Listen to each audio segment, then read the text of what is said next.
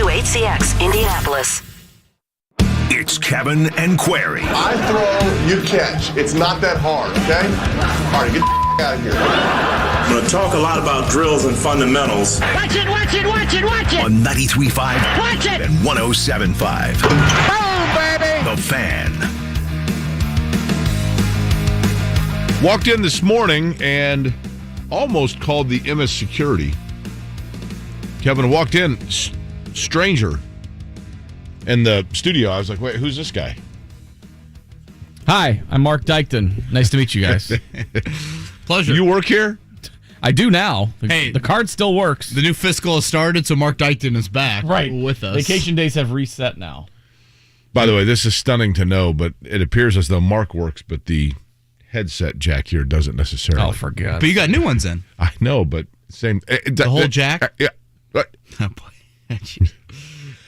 Last night, by the way, the Wyoming Cowboys taking one on the chin. Ever since I started watching them on the regular, they've dropped like 3 or 4. It was San Diego State. Did I see that? Yeah, San Diego State had a dude, Bradley, an outside, like a point guard, shooting guard, went for like 27 in the first half, just was hitting everything. I'm like, what is going on? Did you get the Mountain West Network? They're on CBS Sports Network regularly. You know whose that is? Marc is coming over to fix something here. See, look at this. You call him out for being a stranger, and then he's... Does that work? Let's see. I'll let you know in a second here. San Diego State, Jake, was, or is, I should say, on the bubble. Yeah, that helped him, I'm sure, winning in Wyoming. And I wondered, actually, and good morning to you, by the way, on a Tuesday. My name is Jake Query. That is the voice of Kevin Bowen, Marc Dykton, the producer, back from vacation. We'll get to that as we get set on a good-looking morning here on a Tuesday. NFL Combine getting underway.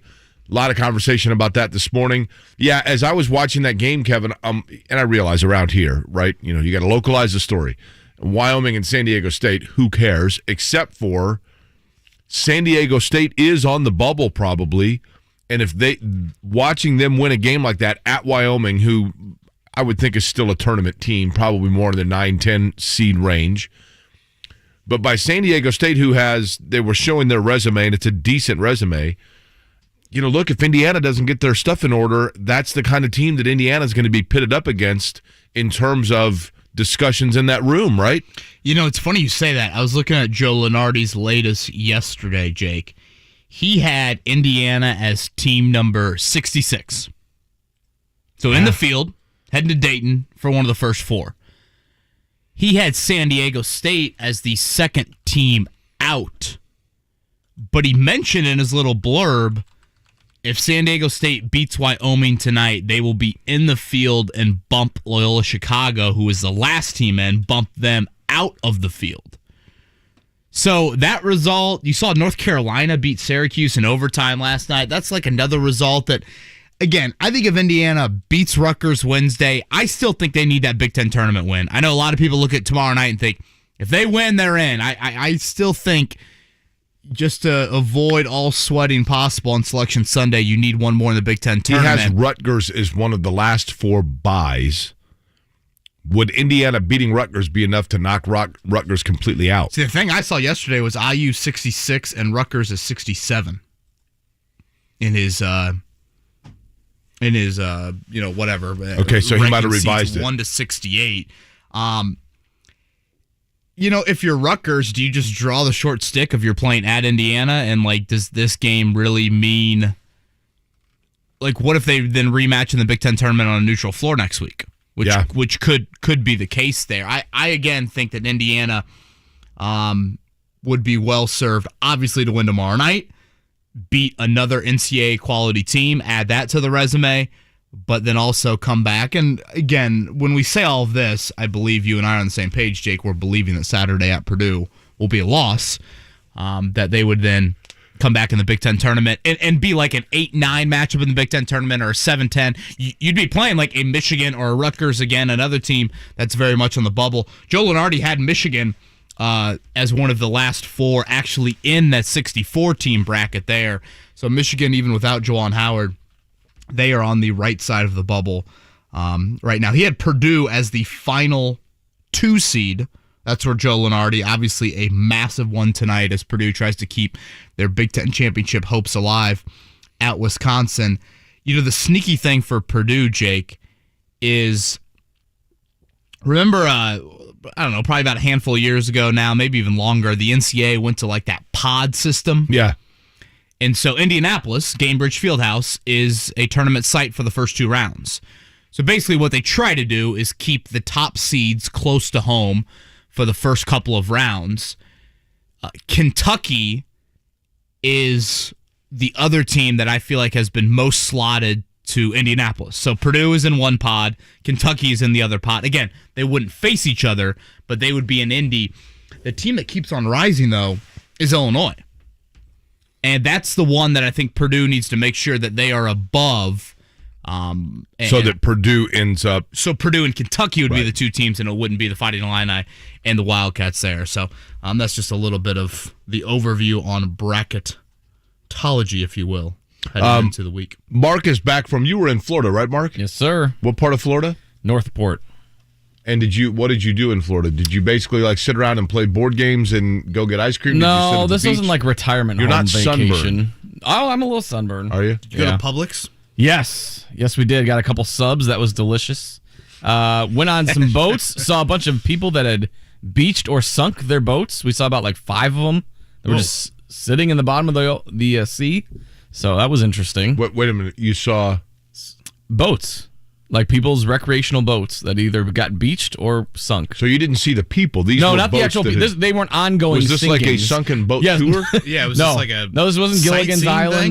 This wasn't an ongoing sinking where we saw someone like asking for help and we just drove past. They were already sunk. So did they as they took you out? Were they like, and today on the tour we will show you? oh no, where... this is my wife's mother's boyfriend's boat. So it wasn't like a tour or anything like that. So You just happen to notice, like you look down, and you happen to notice. oh, I didn't know. I could show you the picture. You didn't notice it at all. It was just halfway. It was like just sitting in the water, like just Really? capsized. Yep, just hanging out. The girls love the water. Oh yeah. Wouldn't you go back and get it at some point? You would think. Though a couple of them that were beached, I'm like, just go when the tide's high and just take it then. Maybe it's Right. a quality parking spot for a Maybe. while. I don't know. Amongst the You know? trees, I guess. I don't know. Cheaper than a boat slip, right? Sure. It was fun, like though. that. Good times. I forgot what work was for a while. Kevin, we love Marc so much that as soon as he comes back, we are leaving studio, right? That will be Correct. tomorrow? Yes, we'll be over at the Combine Wednesday, Thursday, and Friday. Again, Chris Ballard, Frank Reich will meet the media today, the first time we've heard from them since the season ended. And then we're going to have Frank Reich on the show Thursday at 9 a.m. Trying to work on David Bell, Jake, as well. Boy, I didn't mean for that to rhyme like it did. But yeah, David Bell, I believe the Whiteouts talk to the media tomorrow down at the Combine, so hoping to get him to come over to Radio Row, and I don't know what the, isolation or, our prospects allowed to come over to Radio Row and all that stuff. We'll have to sift through that. But yeah, we'll be over at the Combine tomorrow, Thursday, and Friday, and I already feel like Combine fever is alive and well. Jerry's bus making the rounds downtown. So we talked about Eddie White yesterday, and I think prospects start working out. I want to say it's I think it's Thursday, if I'm not mistaken. And that's the final day when prospects are here. Prospects come to Indianapolis on a 4-day schedule, and the final day of those 4 days is when they work out, and the NFL Network will have those in prime time. What's interesting to me about David Bell, when you look at, I think that we around here obviously know how special this guy is. And he put up ridiculous numbers at Purdue. He was incredibly consistent. Now, and he battled injury. He was not necessarily healthy all the way through his college career, but yet continued to put up huge numbers. Would you like to guess, and I know that mock drafts and those kinds of things, but when you look at, I'm looking at a thing here of Sports Illustrated. Do we trust Sports Illustrated in terms of their understanding or knowledge of the rankings of players? Sure, why not? Yeah, I've got a bunch. What number receiver is he listed? He is the 9th wide receiver. I'm looking here at one where he is the 14th.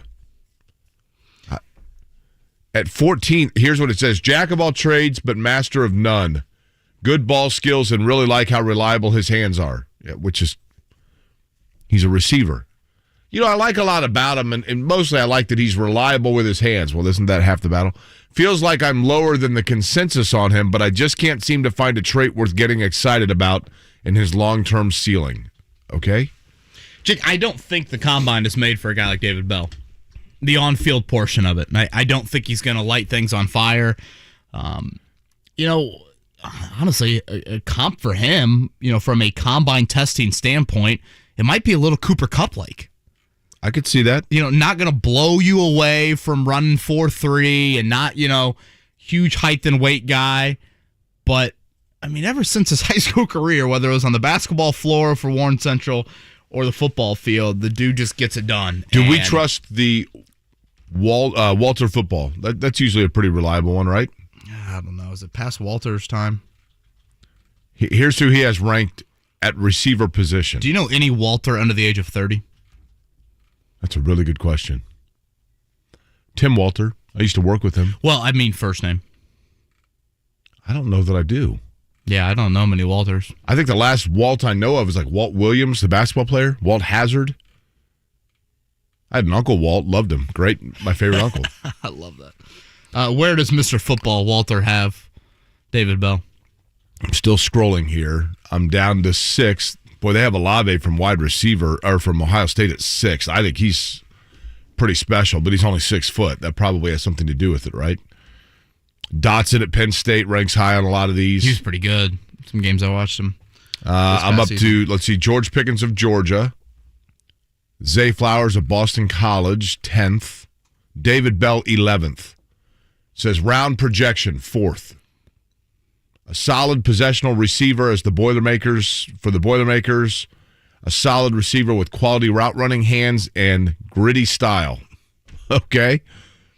That's in terms of the Indy 500, it's a sleek car that's fast, good in the corners, and great in traffic. Okay? Yeah. Running fast times in the lead up to the 2022 NFL draft would help Bell's draft grade. See, that's the thing to me that, have you seen tape?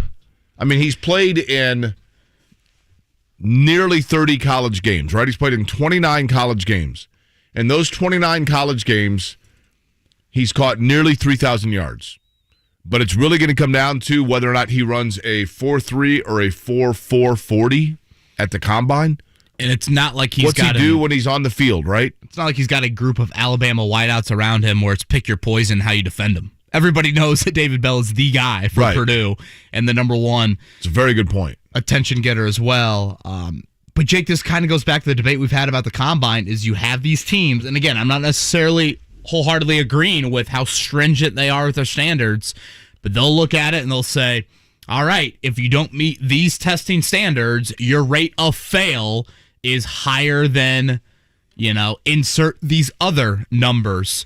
I tend to look at David Bell and think he is an outlier, assuming he doesn't put up incredible numbers. So again, we'll be down there tomorrow, Thursday, Friday. Peter King will be on the show with us tomorrow. I know he's got a meetup, I believe, over at Sun King later in the week, so we'll talk to one of the more well-known national media names, and then Frank Reich is going to join the show on Thursday.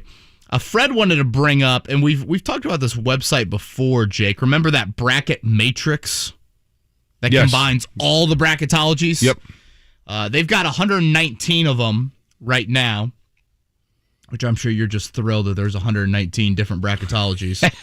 But it is March. Indiana's in 96 of those, 96 of the 119. I believe the average they had, the Hoosiers slotted as the top 12 seed, if you average everything out. So similar to, I think, where Joe Lunardi has them right now. I saw Notre Dame was in 115 of the 119 brackets. They were, on average, kind of a middle 10 seed is where they were at. So again, I still think it's 2 wins, Jake, to avoid all sweaty. And if you get Purdue, that's probably the only win that you need. But assuming Rutgers and then the neutral site game over at Gainbridge Fieldhouse to start the Big Ten tournament, I think that's what you need. Okay, last night the Pacers losing in Orlando. That's a bad loss. Orlando's not good. Although it's a good loss in terms of the tankathon, right? If you are the Pacers, be interesting. Don't screw up and try to get yourself a top 5 pick. We have not done the tankathon in a while. Kev, should we do it? Dial it up. All right, here we go. Right now the Pacers slated with the 5th pick, which would put them at A.J. Griffin, the small forward from Duke. But are the Magic, are they the worst team in the league? Yes, I believe they are. They've only won 15 games. Here we go. You ready? Let's do it. Ooh. Oh, boy. I don't like when you do that. With the fourth pick and the 2022 NBA Draft, the Indiana Pacers select Jaden Ivey from Purdue University. Detroit is on the clock. They had Detroit. What's interesting is they basketball. have Orlando. If Orlando was to draft number 1, taking Chet Holmgren number 1 overall, and then Jabari Smith would fall second. So it appears as though Chet Holmgren, the big man out of Gonzaga, the unicorn, and Jabari Smith are the consensus top pick, depending on which team is drafting, and I guess what their need is. Is the third Paulo Banchero from Duke? That's pretty much a consensus. I would think I would go with Smith over Holmgren personally. I'm watching that game last night, Jake, and this gets into a conversation we had last week about the Pacers and where they're at with the draft and taking best player available. And, you have Tyrese Halliburton, you have Chris Duarte, of course, under contract, under the rookie deals, and both of them are going to be important building blocks moving forward. For what it's worth, Malcolm Brogdon is under contract for a while. Again, I've been of the thinking you can't trust Brogdon from an availability standpoint anymore. But you watch the Magic, and they have plenty of deficiencies and plenty of issues. But what killed the Pacers last night, Jake, was guys like Jalen Suggs. Markelle Fultz made his return coming off the torn ACL. Man, I mean, you want to talk about top overall picks that whatever happened to, right? Fultz would be atop that list. But you watch Fultz, you watch Jalen Suggs, even Cole Anthony to a degree out of North Carolina, the son of Greg Anthony, but especially Suggs. Jake, there is a level of quickness and athleticism with those guards that just absolutely smoked the Pacers in getting into the lane and really getting to the rim whenever they wanted. And so it gets me to thinking about that tankathon that you just did there, and a guy like Jaden Ivey. That skill set is still missing from this team. Halliburton's a very nice player, but Halliburton wins with, kind of knowing when to ramp it up, knowing when to dial it back.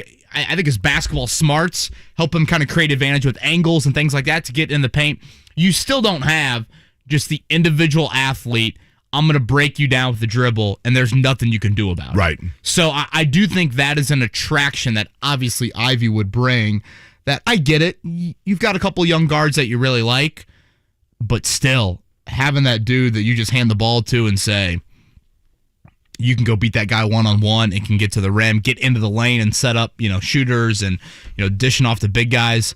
That is something, watching last night, the Pacers definitely don't have. And again, I go back to when I watch NBA games, like if you really watch up close, the number of teams that just have multiple levels of like 6'5" to 6'9" players that can collapse across the lane in a flash of an eye and just shut down lanes. And, I don't know that the Pacers necessarily have that stockpiled right now. I mean, that's what lateral quickness I think is so important. And I know that, I hate to sound like Jay Billis on draft night, but that stuff does go a long way. Yeah, no, I think you're right on that. I was pretty happy to see Jalen Smith get ejected last night. I'm like, anything to hide him. Yeah. Everyone else is getting hurt for the Pacers. Can Jalen Smith have like a sprained ankle for 2 or 3 weeks here? And of course, the reason you say that is because the Pacers have a cap as to what they can spend to retain him. Other teams can come in and pluck him away. And it would seem as though that feels almost inevitable at this point, doesn't it? I mean, what did he have last night? Like 14 and 7 before he got ejected? So that is a continued storyline. I do think this is kind of one of my favorite times of the year, Jake. And I'm not talking about the combine necessarily. I just love that it's March. Oh, March is the best. You kidding me? And do you get into the like lower mid-major conference tournaments at all? I mean, I'm not acting like I'm watching the first round of the SoCon, but when they put the championship game on and you get like a high school gym feel to it. For sure. The championship games are great when you know that the winner's going to the dance. And like, think about the pressure on those kids. Like, this is it for them. The whole year is around this. So I know some conference tournaments are starting up again at the lower levels. And we'll talk about that over the next couple. I mean, May is the best month of the year. March is second to me. Spring starting to pop a little bit. I would agree. Yeah, pretty awesome. I would agree. Speaking of that, Kyle Neddenriep is going to join us at 8:30 today. Does an outstanding job covering preps for the Indianapolis Star. Boys sectional action gets underway tonight. Jeremiah Johnson at 9 o'clock. Good Tuesday morning to you. I believe it's supposed to get up to 60 today. So maybe Jake's weather prediction he had a few weeks ago is starting to come around. So right. spring weather is here as March 1st is here as well. Kevin Bowen, Jake Query, Marc Dykton back in studio on a Tuesday. The Super Bowl was only a few weeks ago. The Rams were built to win the Super Bowl. But the 2022-23 season is fully underway. The NFL Scouting Combine. As the future stars of the NFL come to Indianapolis. Karlaftis makes the stop. Purdue's David Bell. Well, for me, it's Aiden Hutchinson, Michigan. The NFL and the city of Indianapolis. The NFL Combine is in town this week. Don't miss a minute with continuing coverage on 93.5 and 107.5. The Fan. When it comes to your credit card, Discover believes in having real people available 24/7 to help answer your questions. Discover. Exceptionally common sense. Go unlimited at Crew Car Wash to wash as much as you want. Sign up online or at any Crew Car Wash location for unlimited washes and unlimited savings. Join 93.1 WIBC right down the dial for Indiana University basketball as the Hoosiers take on the Rutgers Scarlet Knights Wednesday night at 6 p.m. for the pregame show. Feeling the pinch of higher prices? Golden Oak Lending can save you money with their low 2.25% rate. James Hawkins here, president of Golden Oak. Offset high prices with lower monthly payments or turn your home equity into cash. Lock in this low rate while you can. Call 317-706-GOLD today. Golden Oak Lending cured my blues. NMLS 114937, 2.25% fixed, 3.336% APR, FHA 15-year mortgage with 20% equity and approved credit. Sometimes a change of seasons calls for a change of scenery. Well, in St. Pete, Clearwater, Florida, you can trade in the heat of a blasting furnace for the healing warmth of the sun. You can trade in gray skies for a beautiful calming blue. You can trade in shoveling sidewalks for biking the Beach Walk Promenade. And you can trade in white snow for 35 miles of pristine white sand. Sounds like you found a winter getaway to immerse all your senses. Start planning your beach escape at visitstpeteclearwater.com. Bet on more than the final score with One Game Parlay at BetMGM. One Game Parlay is designed to help you make selections within a single game from over 400 bet types, including team and player props. Log into your BetMGM account and create your best parlay before the game starts. New to BetMGM? Well, sign up today and make your first bet risk-free up to $1,000 with the bonus code THEFAN. That's all one word, capital T, capital F. Plus, you'll earn BetMGM rewards points that can be redeemed for online bonuses or converted into comps for rooms, restaurants, and more at over 20 MGM resorts nationwide. Try One Game Parlay today. Visit BetMGM.com for terms and conditions. Must be 21 years of age or older to wager. Indiana only. New customer offer. All promotions are subject to qualification and eligibility requirements. Rewards issued as non-withdrawable free bets or site credit. Free bets expire 7 days from issuance. If you or someone you know has a gambling problem and wants help, call 1-800-9-WITH-IT. Hi, I'm a jewelry consultant at Shane Company. Visit us and you'll be dazzled by our stylish selection of jewelry you'll enjoy wearing every day. We have lots of styles you can personalize. Just select your favorite gemstone to create a one-of-a-kind necklace or ring. You can choose a radiant ruby or a sapphire. We have over a dozen colors, or a purple amethyst, London blue topaz, or peach morganite. We're known for our vibrant, natural gemstones. Customers love our signature shade of rose gold. It has a soft blush tone. We have all the classics in rose gold: hoop earrings, studs, tennis bracelets, you name it. We also have gorgeous gold chains in a variety of styles, including herringbone chains, paperclip chains, and more. If you want something extraordinary, check out Tom's Finds, our limited edition collections featuring rare gemstones from around the world. Whether you're looking to build your jewelry wardrobe with a classic, or you just want to treat yourself, come in and have some fun.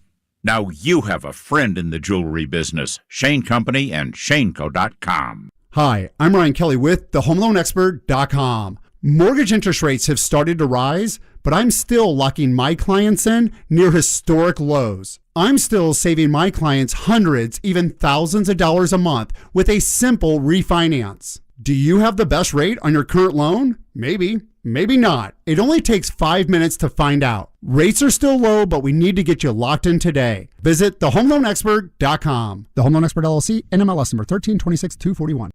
This Sports Center update on 93.5 and 107.5 The Fan is presented by Big O Tires, the team you trust. We'll begin with college basketball. New AP top 25 is out. The Boilermakers of Purdue sliding from 4th to 8th. Wisconsin is 10th, Illinois 20th, Ohio State 23rd, Iowa 24th. Is this new music? Nope. Same it's always been. Really? Yeah. I thought you were supposed to sleep last night. Yeah. This is the same beat I've heard for months. Jim Irsay, We Will Rock You beat. This is everything. Yeah. Is that the headset again? I think it's the headsets. I'm only getting it's gotta be. Doesn't get much bigger than tonight for the Boilermakers. Number 8, Purdue, as Jake was saying. Number 10, Wisconsin. Purdue actually favored by 2.5. You surprised by that, Jake? I'm sorry. I could only get a third of that. Yeah, a little bit. Although, look, man, in the last month or so, I think Purdue's consistency, we know how good they can be. We just don't know from one game to the next that that's what they are, right? Wisconsin has had a couple of slip-ups at home this season. They did win a huge one back on January 3rd at Mackey. Johnny Davis went for 37 in that game. Here was Matt Painter yesterday on that first loss to the Badgers. Just the details of things from an offensive standpoint, just trying to be a lot more clean. We had, too many miscues in the game. And then obviously Johnny Davis played really well, and our inability to stop him. They have a very good team. I thought, if I'm saying his name correctly, came in and really played well. Curious to see tonight, Jake.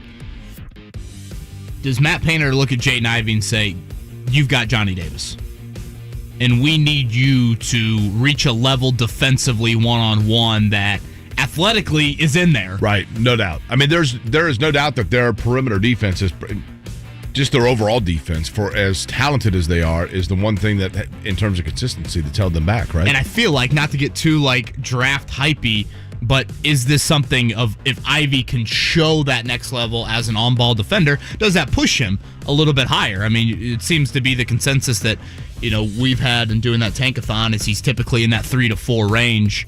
Well, there was a point there where he was like the slam dunk 2 at one point this year, and that seems to kind of tapered off a little bit. Yeah, right? But a huge one tonight. Again, if Purdue wants to win the Big Ten, they've got to win tonight at Wisconsin. Did you hear what happened the other day?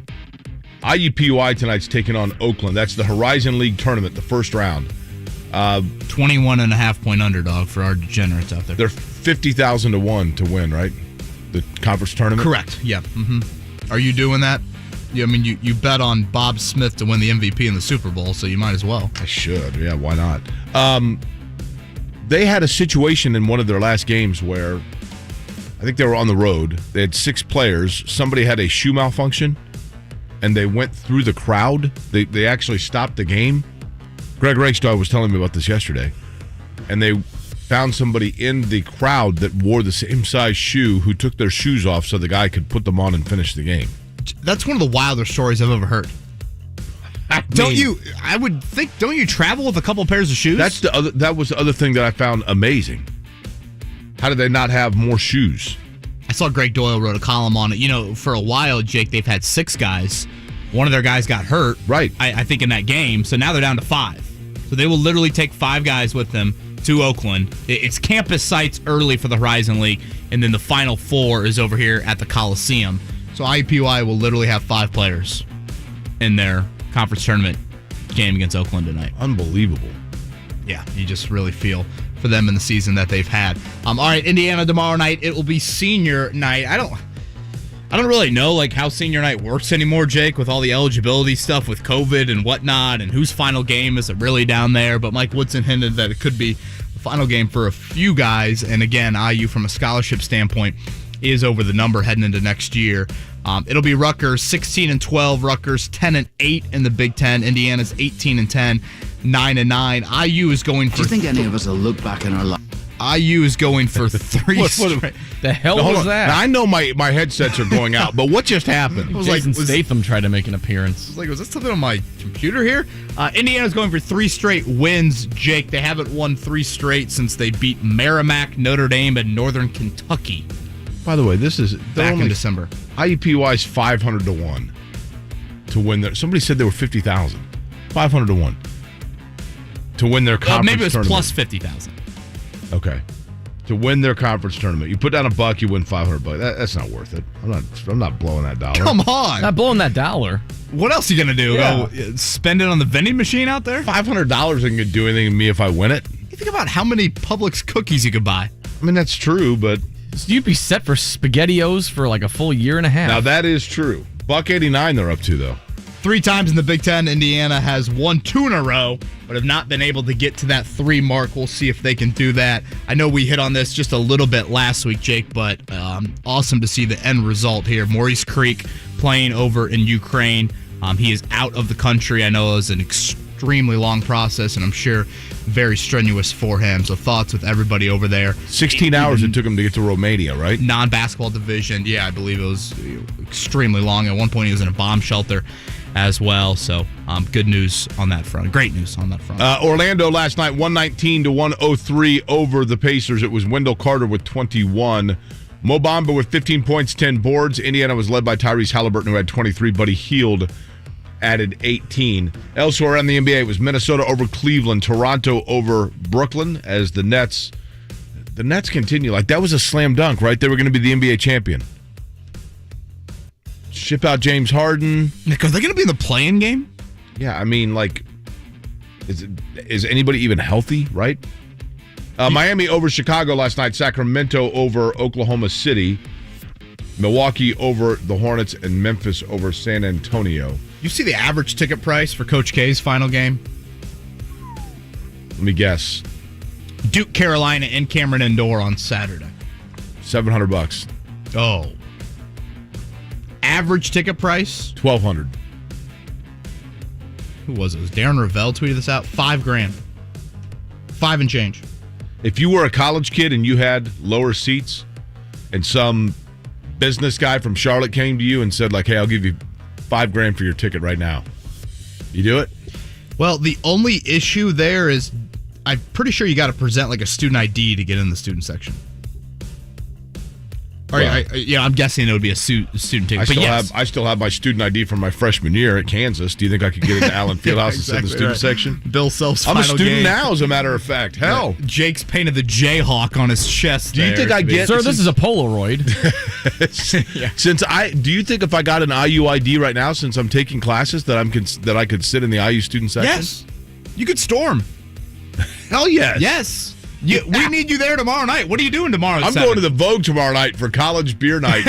Nickel beer college ID night, right? How to Moon. Jake is in free on Thursday night playing piano bar karaoke. And not only that, as they're playing the piano bar, since I just finished my music theory class, 97%, thank you very much, I can tell you all about what we're hearing, right? Oh, boy, I would love to be sitting next to you. I do have a feeling, Jake, there'll be a lot of NFL people there tomorrow night, or Thursday night, at the old How the Moon College. Hey, Coach, you good? Thursday. Yeah, I'm good, Coach. How You know, doing? musical Good, Coach. savants call that tickling the ivories. Thanks, Jake. That's right.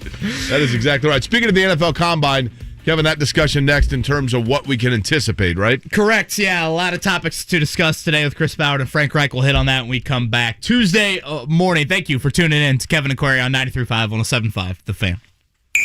Join me today. I'm going to talk to Ian O'Connor. He's got a new book about Coach K. A lot of Bob Knight in that book. And also Chappie. He's going to join. We're going to talk some Colts and Carson Wentz. Join me today. Switch to Spectrum Mobile and get unlimited data for only $29.99 per month each when you get 2 or more lines. You could save hundreds on your mobile bill. Plus, there are no added taxes, hidden fees, and no contracts. Try the Spectrum Mobile Savings Calculator today, and in 3 easy steps, you'll see how much you could save. Visit SpectrumMobile.com/save. Offer valid for new customers on 2 or more unlimited lines. Spectrum Internet required. Restrictions apply. Visit SpectrumMobile.com for details. For those spending that absurd amount to see Coach K's final home game in Cameron Indoor, they are going to be in the save money category moving forward. And if any of you are out there thinking about saving money right now, Golden Oak Lending can help all of us out in that area. You can offset high prices with Golden Oak's low 2.25% rate, but you got to hurry because it's not going to stay like this forever. Costs may be rising, but with Golden Oak Lending's low rates, you could lower your next 3 monthly payments. Home financing has a language all its own, but Golden Oak Lending speaks mortgage and loves translating it for customers. For example, if you refinance today, you could save on your mortgage and, again, chop off a whole lot in your next 3 payments. Golden Oak's experienced local loan officers are always local. They know the Indy market and make refinancing and buying a breeze, guiding you through every step to ensure you never get lost in jargon or numbers. And getting started couldn't be easier with Golden Oak's free mortgage checkup. It's risk-free, and there's no paperwork or credit card required. Just call 317-706-GOLD to find out how much money you could save each month. That's 317-706-GOLD, or head to goldenoaklending.com right now to see what your home equity can do for you. NMLS 114937, 2.25% fixed, 3.336% APR. FHA 15-year mortgage with 20% equity and approved credit. This ad for Hellsberg Diamonds has been specifically written for those who'd rather think about football than engagement rings. When free agency starts, your team wants to get the best players they can without spending too much. If your team is you and the players are engagement rings, then your best bet in free agency is shopping at Hellsberg Diamonds, where you know you'll get the highest quality diamonds at prices that keep you from going over the salary cap. Visit your local Hellsberg store and ask about our price match guarantee, or check us out at hellsberg.com. We buy any car. We buy any car. We buy any car. Any. Did you know trading in your car at a dealer could cost you money? A recent study found consumers who trade in their car pay an average of $990 more. So don't trade in. Sell it to We Buy Any Car. Learn more and get your free online valuation now at WeBuyAnyCar.com. Find out how much your car's worth at We Buy Any Car.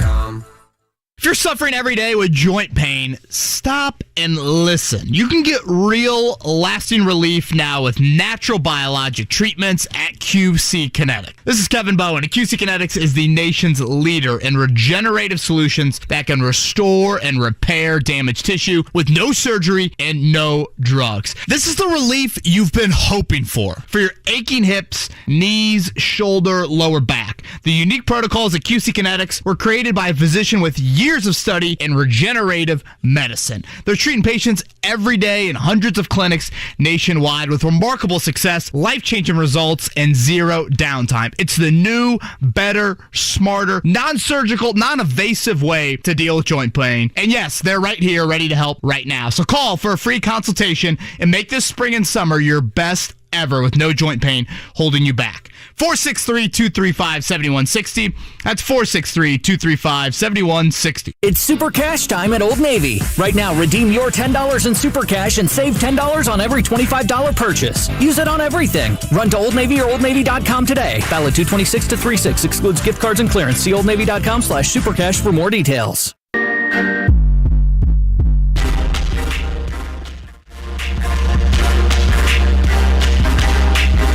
You're listening to Kevin and Query on 93.5 and 107.5. The Fan. It is March. I was thinking about that as I walked in. I looked at my phone. I'm like, oh, goodness, new month, March 1st. I love March. I always forget. Mark, you would know this. You have kids, although you do too, Kevin. So does March, is it comes in like a lion and goes out like a lamb, or comes in like a lamb and goes out like a lion? It comes in like a lion and goes out like a lamb, right? Correct. I've never heard that saying before. Really? What? Yeah. Wow. Yeah. You've never heard that phrase, really? No. What about April the Ides of March? You showers heard of that? may bring The Eye of the brings Tiger? May What did you flowers. say? I've heard that. It's a good song. I feel like the out like a lion and in like a lamb is like very well known. Other way around, right? In like a lion, out like a lamb. In like a lion. Comes out. roaring in. Out like yeah. And then it kind of peacefully transitions into April. But, look, for me, as a kid growing up, I have so many memories of just March Madness in general, Kevin. When I was a young kid, I say young, when I was in the 6th grade, I had an epileptic seizure. I had juvenile epilepsy.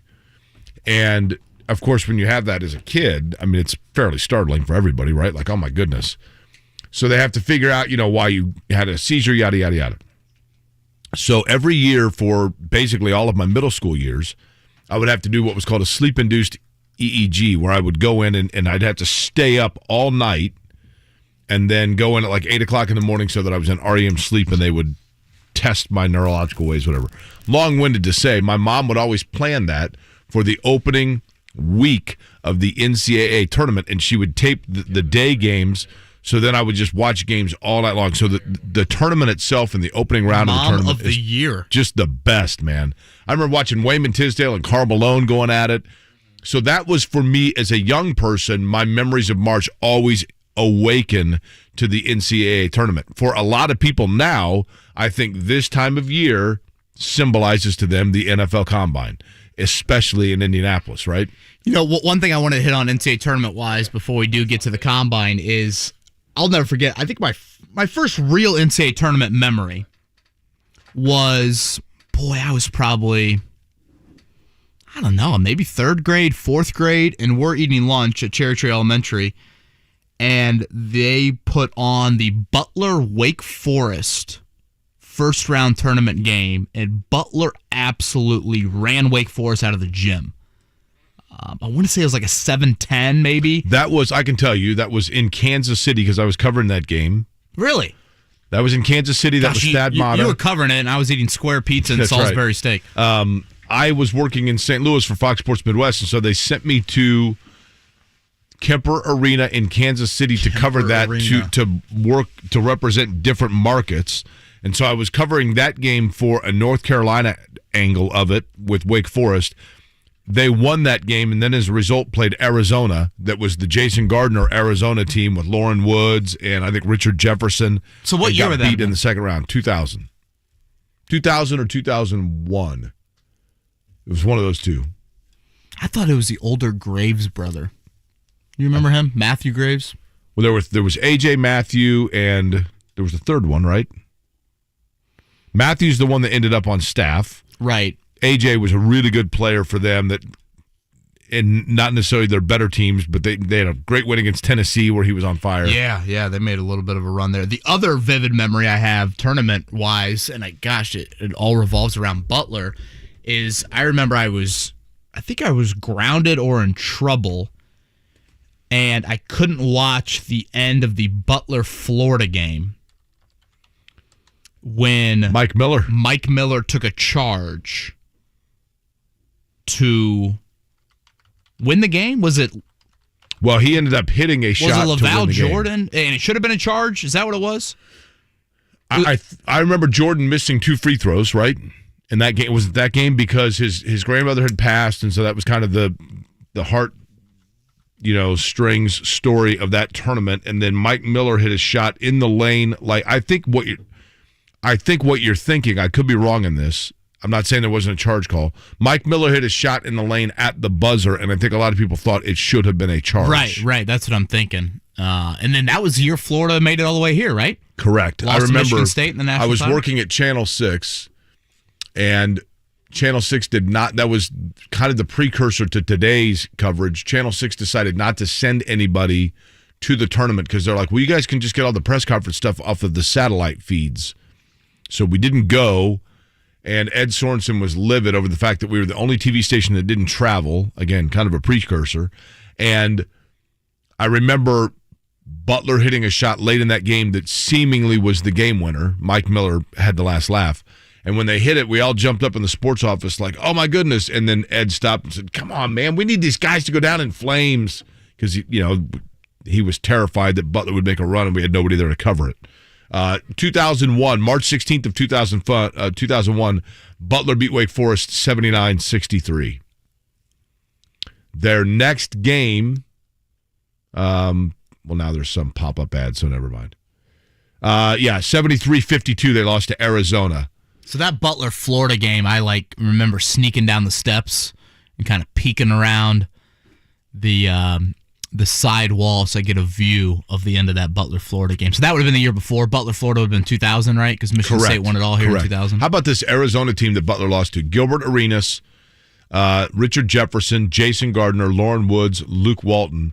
Then they had Eugene Edgerson, who was the dude that wore knee pads and long hair that went on to play. He had some great hair. Yeah, went overseas and Gibson I think he played says, for the Trotters. Butler versus Louisville, Darnell Archie in the 16-point comeback. Yeah, I remember that. I guess we're living in Butler lore right here. That game was unbelievable. That was. And I remember the Joel Cornette quote, we're still here, and one of the more iconic moments. Butler still plays that on their pregame montage before games over at Hinkle. All right, it is Combine Week, and again, Chris Ballard going to talk to the media 1:30 today, Frank Reich at 4 o'clock today, and then we'll have Frank on the show Thursday morning at 9 a.m.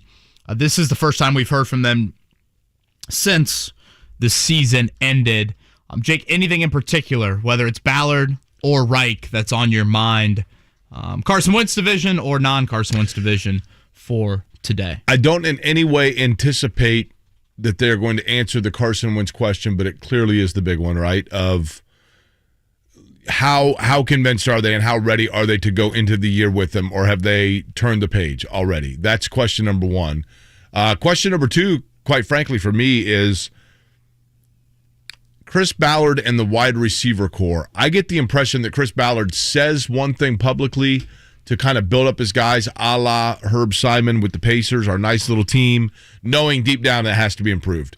And how certain are the Colts that the help at the receiver position and notably at field stretching deep ball receivers, how confident are they can get that outside around number one? Because they need game changers, flat out. To that point, Jake, it's interesting that you bring that up. Ballard typically is not afraid to publicly state where the needs are on his roster. Because in that same press conference, in early January, he talked about tight end being a definite need. He talked about the defensive line and the pass rush being a need. I think he mentioned cornerback as a potential need as well. But yet when he talked about wideout, and that's kind of always been his thing with wideout, all throughout his tenure, especially over the past few years, he's just never wanted to go there. So that gives me a little bit of pause of I don't think this is just a smokescreen about that position. Now, a question that I think is very fair to ask right now is when Ballard had that press conference, it was the Thursday, I believe, after the season ended. The wild card round hadn't even started yet for the playoffs.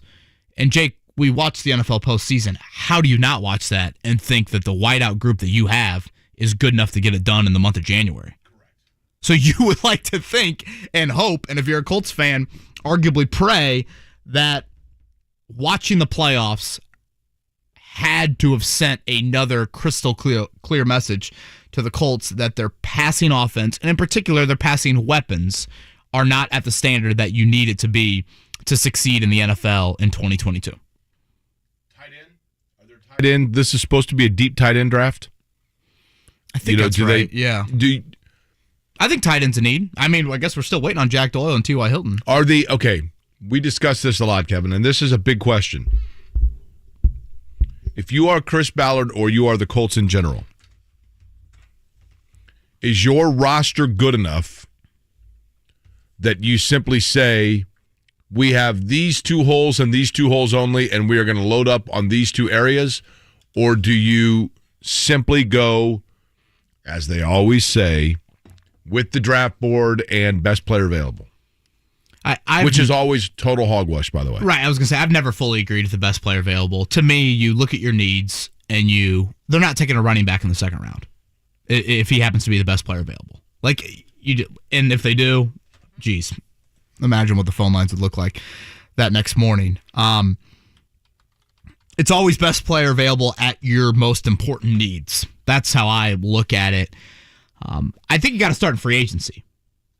Because if you put quarterback to the side for a second, in some certain order, you have wideout, probably pass rush, long-term left tackle. You mentioned tight end. Safety, I think, is kind of a sneaky need. Julian Blackmon tore his Achilles in what? October, November. Like, there's no guarantee Julian Blackmon's going to be ready week 1, let alone at 100% for the 2022 season. So, when you look at those needs, that's 5 of them right there. What can you cross off in free agency? You've got more than $40 million. Free agency starts 2 weeks from tomorrow is the official start of the new league year. If you remember, you can kind of tamper. You can tamper, I should say. Starting, what is that, Monday the 14th? Does that sound right? It's my brother's birthday. I should probably know that. Yeah, Monday the 14th is when you start to see agree to terms and those sorts of things. So we're less than 2 weeks away from free agency really starting. Again, what can you get done and kind of cross off that list? Because, as I've said now for 2 months, Jake, you have got to adjust how you use free agency. It's not the core roster building portion of the offseason, but the Colts have refused to use it to the level that they need to. And without a first-round pick, that puts more stress, in my opinion, on free agency being an avenue that you need to support some needs on your roster. Here's what inevitably will happen. The Colts will make a draft pick in whatever round. They either trade into the first, they stay where they are, whatever it might be. And then afterwards, the Colts will come out to address the media, whether they do it in totality at the end of the draft or they do it after each round, remains to be seen. But here's what they will say.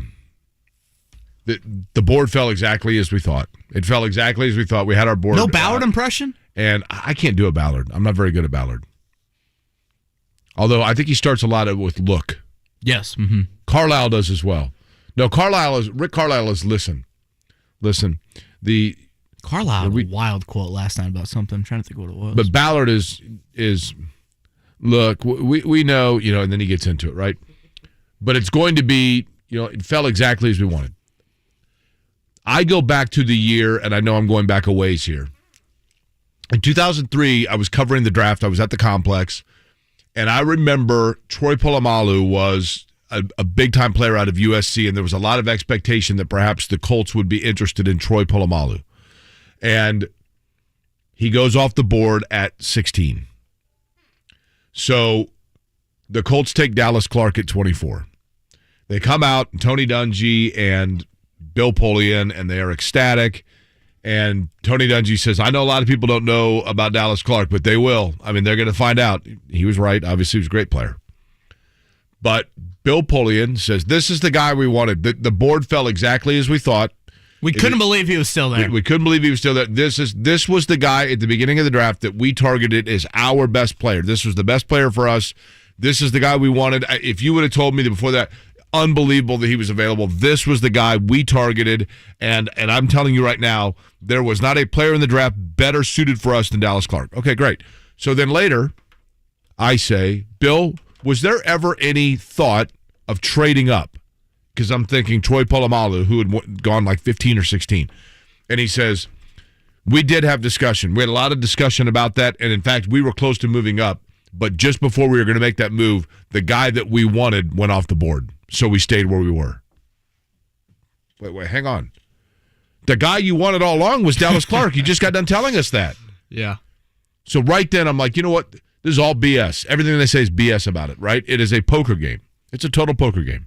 And whatever hand is what you are dealt is where you're like, yep, that was the best hand I could get.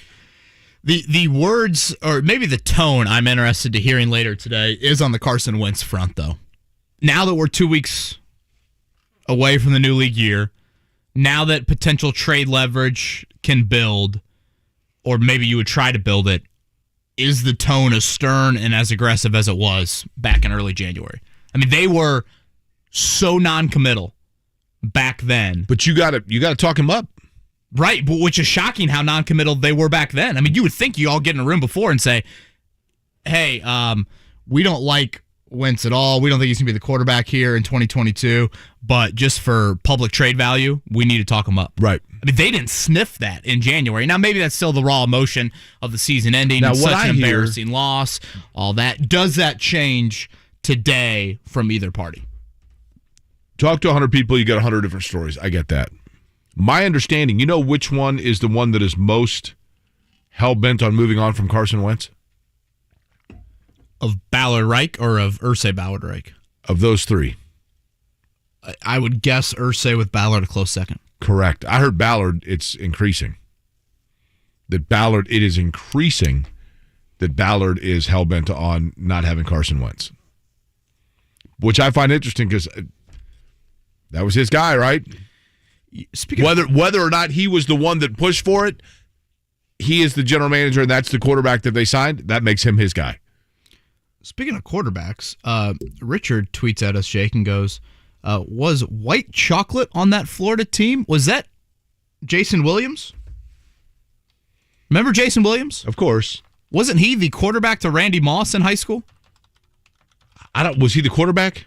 I thought he was. I thought him and Randy Moss were just this incredible duo on the football field, and then obviously on the basketball he floor was a as little well. before that. He came out in 98. A little before that, okay. From Florida. Thinking of a little white guard. What do you think Jason Teddy Dupay is the name. What do you think Jason Williams is doing right now? I mean, he's probably asleep at 7:55, but he is, boy, off the floor. Whew. That's anyone's guess. Is he teaching basketball skills academy in West Virginia? That is a really good guess. Says he's a frequent visitor to St. Jude's Children's Hospital when he was in Memphis, which is kind of cool, right? Whoa, nice. Well, yeah, he was a Grizzly for a while, wasn't he? I like this for him. I'm trying to. I don't know that it says here what he's doing in his personal life. He could flat out play though, man. Who else is on that Florida team? Udonis Haslem? In 2000? Which Florida team are we talking? Yeah, the team that beat Butler. I'm thinking Haslem. I'm thinking Mike Miller. Boy, that team had some interesting dudes. Okay, hang on. The 2000 Florida Gators. God, Billy Donovan had to be young. You had Brent Wright. Let's see, Ronnie King, Donnell Harvey. Oh, Teddy Dupay. Remember Teddy Dupay? Yeah. Never met a shot he didn't like. Number he got 5, into some gambling issues. Mike Miller. Matt Bonner was a good player. Bonner. He was a good player. Bonner had a nice little run in the league. Udonis Haslem. Kenyon Weeks. How is Haslem still in the NBA? Is he still? Yes, he got in. He got in against the Pacers, Jake. I think you're right. It was like a month or two ago, and it was like the walk-on getting in. He was only a sophomore that year, so he would be, but still, I mean, that would put him at. Speaking of walk-ons, 40 did you plus. see last night that Iowa Northwestern? I just saw the clip of it. Did you see this? I don't know if I have the full story right, but I believe a manager for Iowa shot a half court during one of the timeouts, like as a senior day moment. Yeah. And made it. And the bench erupted. They were killing Northwestern. I'm like, boy. So you're saying not as part of the sanctioned game. You mean like Correct. as the Dr. Pepper. As you and I do in the bowling. Right. Yeah. Well, he probably didn't score as well as you did. Even by hitting it, he did not do as well as you did with your strike. Thad says, the great Thad Vandeventer. Thad, are you related at all to the Columbus? I feel like there's a last name Columbus there. He says Jason Williams' daughter recently signed to play softball at Florida. Really? I do feel like we're getting into that mode, Jake, and this is probably more for like my age group of like, wait, you know, Greg Anthony's son is now in the NBA. I mean, like you're getting into like, kidding me? Isn't Edgerrin James or maybe Frank Gore's kid was playing college football last year? I'm like, what? I mean, listen. And I know you've probably felt you really start a to lot feel more. it when you start seeing Division I college players that are the sons or daughters of players that retired in your, you know, like when you see, okay, I don't know how to word this, but when you start seeing college players that their parents were playing in college after you, yeah, that's when you're like, whoa. And I'm there. Yeah, I was going to say, I feel like I'm approaching that wall as well. All right, Kyle Neddenriep's going to join us at 8:30 to talk boys basketball sectionals getting underway tonight. And then Jeremiah Johnson at 9 o'clock to chat a little bit about the Pacers. We'll get into Purdue and Wisconsin as well. We come back here. Kevin Bowen, Jake Query, Mark Dykton on a Tuesday morning. The man who calls The shots. Chris Ballard comes to face the music. I'm just disgusted. That was an unorganized mess. We have questions. Trade Quentin Nelson. Might they be thinking about doing that? And Dan Duckich will get the answers. The bigger issue is this. Colts General Manager Chris Ballard joins Dan to talk about what's next for the Colts. Tomorrow at 1 on 93.5 and 107.5 The Fan. Your home for Colts football.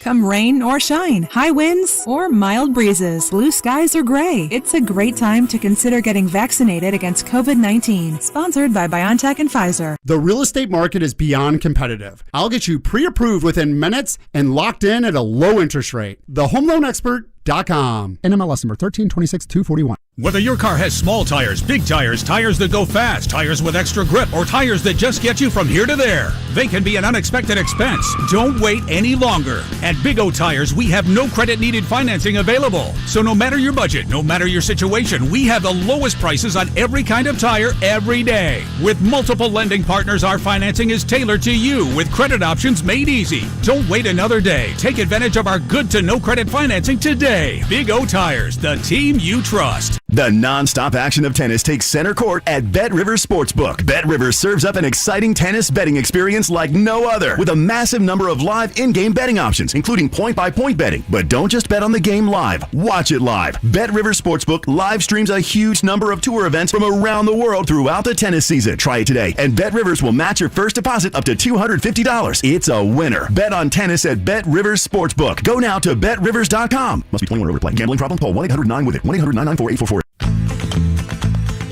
You know you work well together as a team. Now take your team to Royal Pen and make your next corporate event fun and affordable.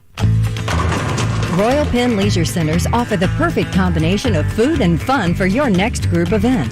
At Royal Pen, you don't have to be a super athlete to have a blast. Everyone's on the team when you're bowling. Bowling is a fun, affordable way to socialize and compete with your colleagues. Create team spirit without meetings, reports, or deadlines. Just good times. And keep in mind, it's always cool in our non-smoking facilities. To get the ball rolling, call Royal Pen today at 465-8484 and we'll organize your next corporate event. Get ready to trade in your wingtips and heels for a pair of bowling shoes and have fun bowling. Set 'em up, knock 'em down, send them flying, spinning round. For more information, call 465-8484 or look us up at royalpen.com. Royal Pen, bowling, bowling. When it comes to working at Geico, our best advocates are our employees, like Justina. But since she is so focused on growing her career, we hired an actor to read her story. At Geico, I receive support from those above me. If you want to move up, you really have that relationship and encouragement. As a full-time employee, she can even get paid training and tuition reimbursement. Yep, there's no stopping her now. She's even taken over book club. Ready to start your career, Indy? We're hiring claim sales and service agents. Apply online today at geico.jobs/Indy. At Uline, they know firsthand the road to success is an uphill climb. Uline started in the family basement, and through hard work is now North America's most trusted shipping and industrial supplier. They get what it means to have the support of reliable, hard-working partners. So they keep 38,000 items ready to ship. Whether your company is still in a basement office or expanding cross-country, Uline will be there on your road to success. Visit uline.com. Prescription products require an online physician consultation and are only available if the physician determines a prescription is appropriate. Subscription required. See website for full details and important safety information. When you lose your hair, you lose more than just hair. You lose your confidence. But that doesn't have to happen. Today, there are proven medical solutions to stop hair loss, and in some cases, regrow what you've lost. And now you can get them online at 4hims.com, including the very latest treatment, topical finasteride and minoxidil spray. It combines 2 proven hair loss treatments in the only hair loss spray of its kind, and only 4hims.com has it. No more pills, no more messy, time-consuming applications. Topical finasteride and minoxidil spray is only available by prescription, but at 4hims.com, you can connect with a medical provider online who will, if appropriate, prescribe this new spray and ship it to your home. It's that easy. Get the old hair back. Get the old you back at 4hims.com. For a free online consultation, go to 4hims.com/care. Regrow your hair in 3 to 6 months at forhims.com/care. 4hims.com/care. 93.5 and 107.5 The Fan. WIBC HD2 W298BB, WIBC HD3 W228CX, Indianapolis. The Pacers close out their series with the Magic in Orlando tomorrow evening at 6:30 on 93.5 and 107.5 The Fan.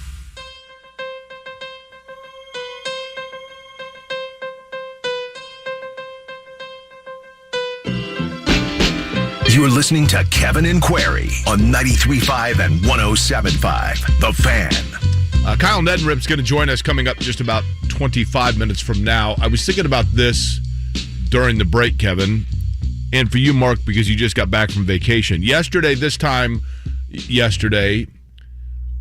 Kevin insisted that I go out to my car to break out the box of chocolate chip cookies from Publix. I really just needed a break from you. In Florida. 5-minute break from you. And so I went down to my car to get them, and then you ate 7 cookies. They only come 12 to a sleeve. Oh, Kev. So I'm curious, when you go on vacation, like for Indianapolis, the NFL Combine is here in town. And so that means, of course, and kind of the staple in Indianapolis, I get it, understandably so, is all the Combine guys that come into town have to go to St. Elmo. It's as much a fraternity house as it is about the steak and the shrimp cocktail and everything else. That's the place to be seen. But what locale or food of locale are must-gets when you are in a place elsewhere that you can't get in Indianapolis? Like for me, I'll tell you one, and it's really esoteric. Either one of you guys ever been to the state of Iowa? Yes. Been to Iowa City.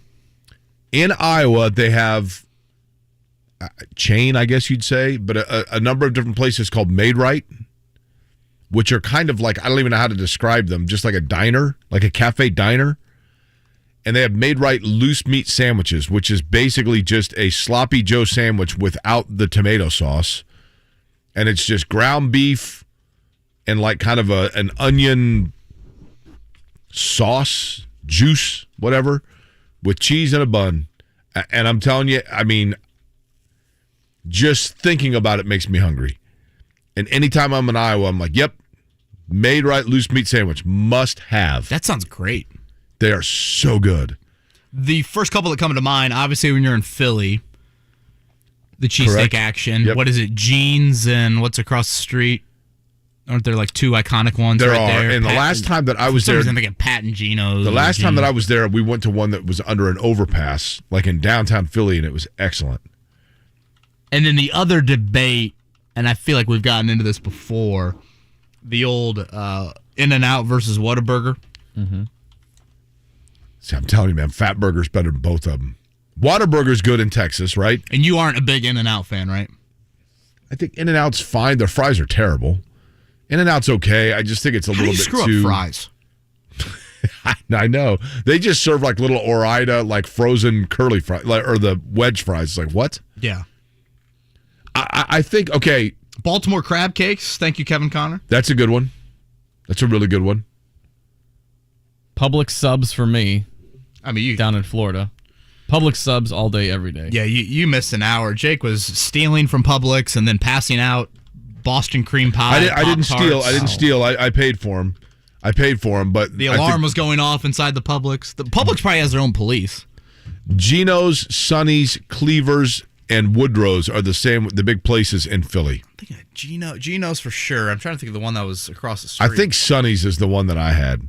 They're all good, right?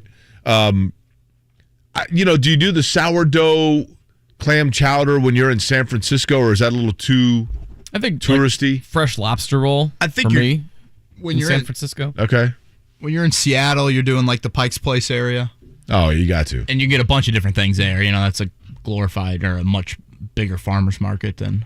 You like Bojangles? Yeah, Bojangles is good. Naeem Hines is obsessed. Really? Oh yeah, he wants to open one up here. Yeah, I think the nearest one is in Kentucky. So it's a bit I was of a on an drive. IndyCar trip. Well, actually, you know what? I take that back. I can't claim this. Mark Janes and Nick Yeoman still tell the story about an IndyCar trip where they were driving, I think, to Barber with Mike King, and Mike King is a native North Carolinian, and he was obsessed with trying to find a Bojangles. And Barber is how close to, I don't know, Alabama, Birmingham, Huntsville. Barber is to Birmingham as like Greenfield is to Indianapolis. It's the first. It's in Leeds, which is the first suburb east of Birmingham, Alabama. Birmingham, Alabama, by the way, unbelievably underrated city. Absolutely love it. Beautiful. I love everything about Birmingham. That is one of my favorite trips.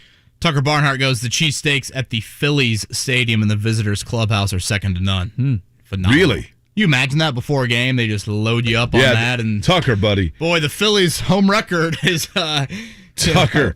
650. That's by design, brother. Winning percentage there. That's the old Miami flu in the NBA. Do you know that the Anheuser-Busch, when the St. Louis Cardinals were owned by the Anheuser-Busch family, and they now I think it's an ownership group, but when they played at Busch Stadium, the St. Louis Cardinals had kegs in the clubhouse 24 hours a day of Busch, Bud Light, and Budweiser. And like the players would just, after the game, you'd go in and boom. I remember, Kevin, I'm old enough that when I first covered the Pacers, they had buckets of Miller Lite on ice in the locker room after games. Tall boys. That's great. Larry Bird was a huge fan when he was a player for the Celtics. Big Budweiser guy, right? Miller Lite. Miller. Larry Bird was a big Miller Lite guy. Tall boy. Matter of fact, Pat's and Geno's. That's it. Pat's across the street from Pat's. Geno's. Okay, there you go. Yeah. Rick in the chat says Cafe Du Monde in New Orleans. That's a good great one. Yeah, someone texted me that as well. The Cookout. I don't know if you guys have had that. That's in Kentucky. It's a fast food joint. Oh my God. Anchor Bar versus Duff's in Buffalo. Yep, I've been to both. Crafty does point out you can get Made Rights in Greenville, Ohio. I did know that. That's so weird that they're all in Iowa and then Greenville, Ohio. It's actually, Kevin, we should do our first radio bonding road trip together to go to Greenville, Ohio, so I can get you some Made Rights. Because I'm telling you, you'd be like, yeah, these are pretty darn good. Del Taco in Vegas, somebody points out. Greenville, South Carolina is one of the sites for the NCAA tournament. I've already started to look into South Carolina. We're talking about Greenville, Ohio. Right. I know. I'm starting to look into some potential sites where Notre Dame could be going. Okay, let me tell you, Greenville, South Carolina. If you go there, the Carolina Ale House, good fish tacos at the Carolina Ale House, right in downtown Greenville. Greenville, South Carolina has a Westin right there. There's a fantastic general store that's right along the main strip. It's Main Street in downtown Greenville. They have an old general store. It's kind of like Cracker Barrel, but it's much cooler with like. What's the arena that they're playing in? That I don't know. Like who would play there? Minor league hockey, maybe. But Greenville is right. I mean, that's the reason I know it. Greenville is the closest city to Clemson, South Carolina. They're like 20 minutes away. So when I go to Clemson games, I stop in Greenville and have lunch there. If it's a 3:00 kick, I stop and I go to the Carolina Ale House, get a lunch and a beer, go into the general store, get old-fashioned candy for the drive home. Part of the whole routine. I've got a very regimented routine, but Greenville's a very cool city. Amy says Taylor Hammer pork roll in New Jersey, depending on what part of the state you're in. A pork roll? Salty cured meat that is usually made into a breakfast sandwich. I don't know that I could do a pork roll, though. That sounds kind of nasty, doesn't it? Yeah, I'm not. I'd need to see a picture of that. I'm actually most excited that Amy is listening to the program because I consider, like, anytime that I think it's the ultimate compliment. This is going to sound so, like, whatever, but I didn't know that we have actually female listeners, right? Well, yeah. Our mothers, right? I hope. Maybe. When my mom every once in a while was like, I woke up at 10 this morning. Did you do a show? Yeah, Mom, we were on this morning. Okay, what did you talk about? No, I decided to I take Mondays, Tuesdays, Thursdays off, Mom. I wasn't. That's right. I wasn't in studio. Tucker Barnhart adds, I should say.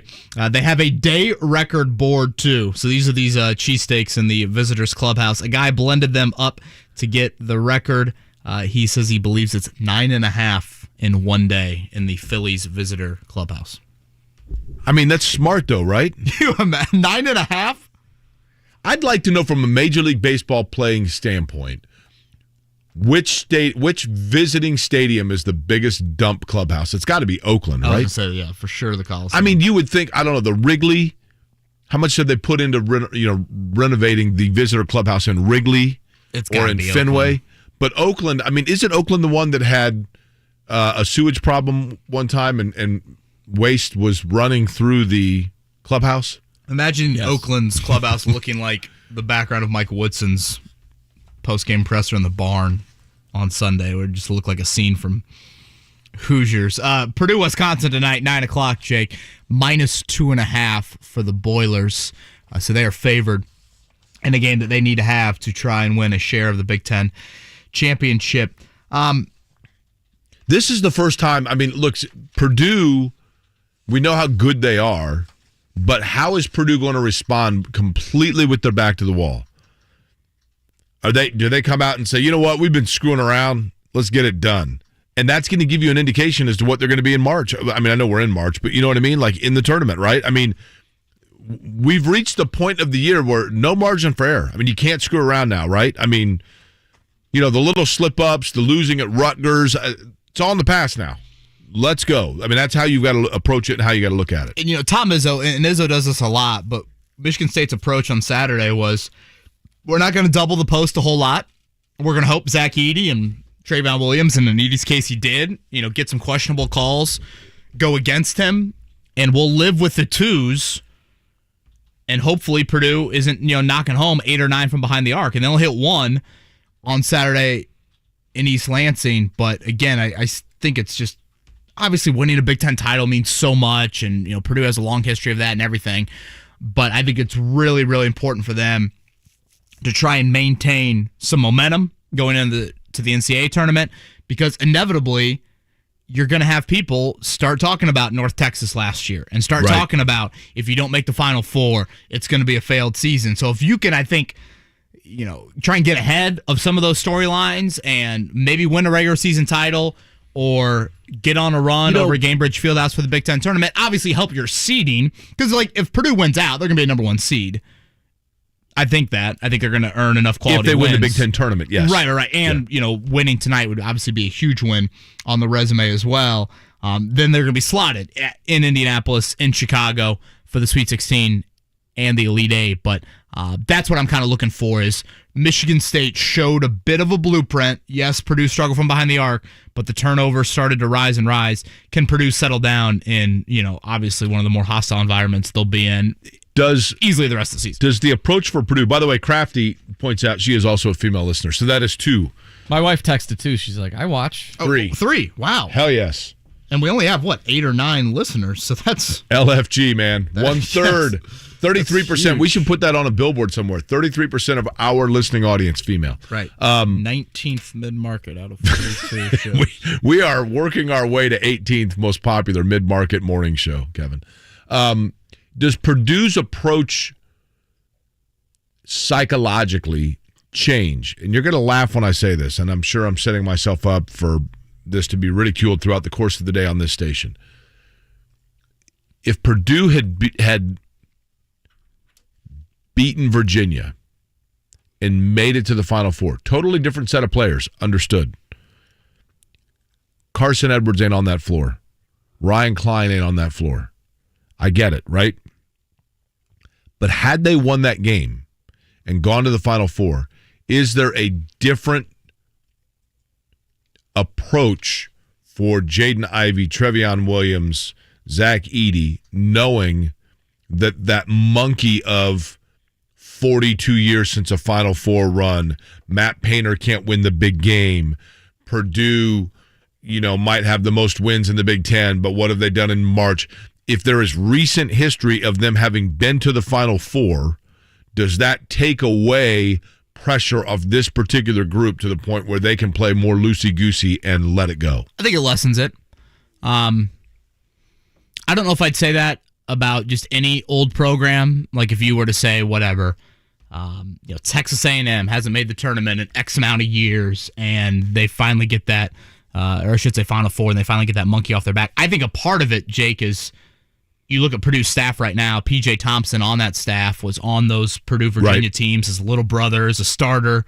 You know P.J. and Isaiah have had those conversations. Hell, P.J.'s probably had them with other guys on the team about just what that taste, was for him, and probably remains for him, and just how close they were. I mean, you play that game out 100 times. Purdue goes to the Final Four 98, 99 of them. So, yeah, I do think that is That is a good point. I'm really anxious to see, again, how they guard Johnny Davis tonight. He had 37 in the first matchup. Is that an assignment that Jaden Ivey kind of raises his hand and says to Matt Painter, I want that. I want to show my team, my coaching staff, and inevitably the NBA that while I am a tremendous athlete, it can translate to that end of the floor. Because I think there are some questions of does Ivey get to that, peak defensive level because he is such an incredible and rare athlete. The other guy that, had a big night in Mackey back in the first matchup, Brad Davison, had 15, and he just continues to make winning plays. And I thought at times Purdue got a little bit out-scrapped in East Lansing as well, and that's something that you don't typically say about them. So really looking forward to tonight. Number 8 Boilers, number 10 Badgers. That is a 9 o'clock tip from the Kohl Center. By the way, that Davidson's the one that is engaged, right, to Tyra Buss. Oh, yeah, boy. How do we forget about that? So IU fans had more reason. I think they were conflicted, right? Did they like him or not like him? Oh, I think they wanted to kill him. I think they wanted to kill her. I guess I should say her. Did they like her or not like her, right? They were, gosh, they wanted to kill her. Tucker Barnard says Oakland sucks. Yeah, see, I knew. New Wrigley's fine. It used to be the worst. I would imagine, yes, that Wrigley would have been redone. And Oakland is the one that everybody would assume. I mean, I went to Oakland Coliseum. I was in Sonoma for an IndyCar race, and I took the Larkspur Ferry across the bay into San Francisco, then took the train from San Francisco to Oakland, and then went to Oakland Coliseum, and literally, as the train's pulling up and I see the Coliseum, I'm like, this place is a total dump. Gosh. And then the upper level of the Coliseum, they had a tarp over it that normally would just say Oakland Athletics to cover up the fact that there was nobody sitting up high, but instead the tarp said Oakland Coliseum, home of the Oakland Athletics, because they kept adding tarps, you could tell. They might have had the welcome one waiting because they're like, instead of 5,000 seats, we need to cover 15,000 seats because nobody's coming out here. And it was literally like being in Three River or Riverfront Stadium. It's just one of the old cookie-cutter 70s stadiums, but it was crumbling, man. It was brutal. The Colts played there on Christmas Eve 2016, I believe. It was the Derek Carr broken leg game, right? Yeah, Trent Cole broke Derek Carr's leg in that game, and that was when the Raiders had a great, great team. To say that I've been in, the S word is popping in my head in describing what that press box was like. I felt like I was touring. Candlestick was like that. An old stadium. Candlestick was like that. I was like, what? But I've always said this. Wi-Fi? Before we get to a Big O Tires Sportscenter update, this is the question that sometimes I sit there awake at night and thinking about. What is the age period of a stadium that it must go? What is a stadium's gangly, awkward teenage years?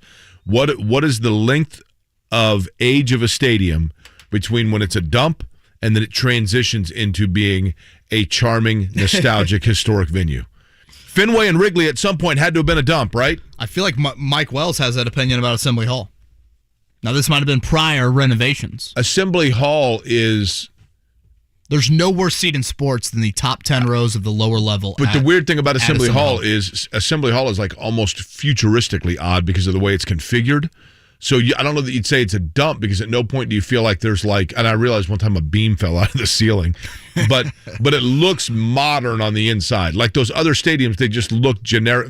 They're just concrete molded dumps. Yeah, right. Yeah, and there's been a lot of updates, of course, to Assembly Hall over the last speaking of updates, it's time for a Big O Tires Sportscenter exact version of that. The Sports Center update on 93.5 and 107.5 The Fan is presented by Big O Tires, the team you trust. Hey, for the first time since he was traded to the Sacramento Kings, this player was inserted into the starting lineup, and as a result last night, rewarded the Kings with 24 points in their 131-110 win over the Oklahoma City Thunder, and I'm talking about former Tech Titan, Indiana Mr. Basketball, Trey Lyles. Oh, wow. 24 last night. Congratulations to Trey on nice kid. I always liked Trey Lyles. A lot of young Indiana man connections. 131-110, the Kings last night. But the big story locally in the NBA last night, Orlando over the Pacers, 119-103. Orlando is abysmal. But the good news is, Kevin, once again, Pacers helping out that tankathon, right? Moving on up, 119-103, like you said, outscored by 16 in the third quarter there. The young guards for the Magic just caused havoc all night long. Jalen Smith ejected in the third quarter. I'm good with that. Hide him. No need to play him at this point. Chris Duarte aggravated his toe injury. He left in the third quarter. Didn't see Malcolm Brogdon either, not playing back-to-backs yet as he comes back from that Achilles injury. The Pacers will be back in action against the Magic in Orlando on Wednesday night. Kind of a weird scheduling quirk. At Detroit Friday, at Washington on Sunday. So a 4-game road trip right now for the Pacers. Time for a Pacer lottery. We did this earlier. Pacers ended up with Jaden Ivey. Oh, boy, they're falling here. Falling to 7. They are currently sitting 5th in terms of the NBA draft with the newest simulation. What did you say? Keegan Murray with the 7th pick. With the 8th pick in the 2022 NBA draft, the Indiana Pacers select Johnny Davis from the University of Wisconsin. 8th pick. They Johnny Davis and Jalen Suggs kind of remind me a little bit of each other, and the football background both of them have. And I love Jalen Suggs, man. Man, 2 really explosive athletes. I know Suggs has had some ups and downs his rookie season. He was tremendous last night against the Pacers. Indiana now 21-42 on the year, 6-24 away from Gainbridge Field. By the way, Johnny Davis in Wisconsin now ranked 10th in the country in the latest USA Today men's college basketball poll. Same 2 for the AP. But their next matchup is against the team that is 8th in both those slots. I take that back. 9th in the coaches poll, 8th in the media poll, Purdue. But Purdue, Wisconsin, a big one, Kevin. For tomorrow night, it'll be Indiana hosting Rutgers at Assembly Hall, the lone matchup this season between those two teams. You know, it's interesting. Both teams on the bubble. Joe Lunardi had IU as team 66 yesterday. I think Rutgers was team 67. The IU resume is relatively clean. Like, you know, no bad losses, no great wins outside of Purdue, not a lot away from home. Rutgers has got these highs and lows on the resume. They won the 4 straight over ranked teams. They've had some awful losses back in the non-conference here. Rutgers has won 4 straight over Indiana, Jake, and 6 of 7 over the Hoosiers. Rutgers, last night as I was watching, Rutgers and Indiana, I would think were closely watching this. They had to be the only 2 people besides myself that were. Last night, Wyoming, the Cowboys at home losing to San Diego State. Jake, this is an Indianapolis sports talk show. Why are you talking about the Wyoming Cowboys? Nobody cares but you. Totally understand that. But Wyoming is a team that has been ranked. They're over 20 wins. They were at home where they were undefeated. San Diego State was a bubble team. San Diego State comes in. They got this guy Bradley that goes for like 30 in the first half. San Diego State gets that road win. That is key, Kevin, because for Rutgers and Indiana both, it further pushes to the possibility that Rutgers and Indiana might be playing versus one another necessarily for a final bid, because San Diego State is one of those that could be a bid stealer, if you will. Yeah, I think Joe Lunardi had them as one of his first 4 out and then pushes them in the tournament with the win last night over your Cowboys, who I think are firmly in the tournament. Let's go, Pokes. And then North Carolina beat Syracuse in overtime. Kind of a wild finish there. North Carolina, they just needed to avoid a bad loss, and they did that. So it's March. It's unfortunately it's the reality of where you're at. If you're a Hoosier fan, you're watching those other games. You're going to watch teams like Murray State, Gonzaga, St. Mary. You want these teams to win the smaller conferences and don't have bid stealers there. Even the ACC. I mean, the ACC's got what? 4 teams that are making it. You don't want one of those. Isn't this the time of year where all of a sudden Syracuse wins 10 in a row, and you're like, what the hell? Yeah. They are a 10 seed, and they will be in the Elite 8. That's right. Does any other radio station outside of Laramie, Wyoming, talk about the Cowboys as much as we do? Oh, sure. I think we're the unofficial radio Cheyenne station. ESPN affiliate. That's true. What else? Yeah, I mean, we're excited because we have 3 female listeners. The Cheyenne ESPN affiliate's excited to have 3 listeners, period. Can you imagine if Wyoming comes here for the first 2 rounds? Oh, giddy up. I'm painting my face brown. One of those listeners is my wife, so I don't know if that really counts. All right, we come back here on Kevin Aquaria. We'll get into the boys' high school tournament that gets underway tonight, the sectional action. No CJ Gunn for Lawrence North, and Jake and I have some interest in a matchup tomorrow between Cathedral and North Central. So Kyle Neddenriep, who does an incredible job covering high school sports for the Star, he's going to join us next here. 93.5, 107.5, The Fan.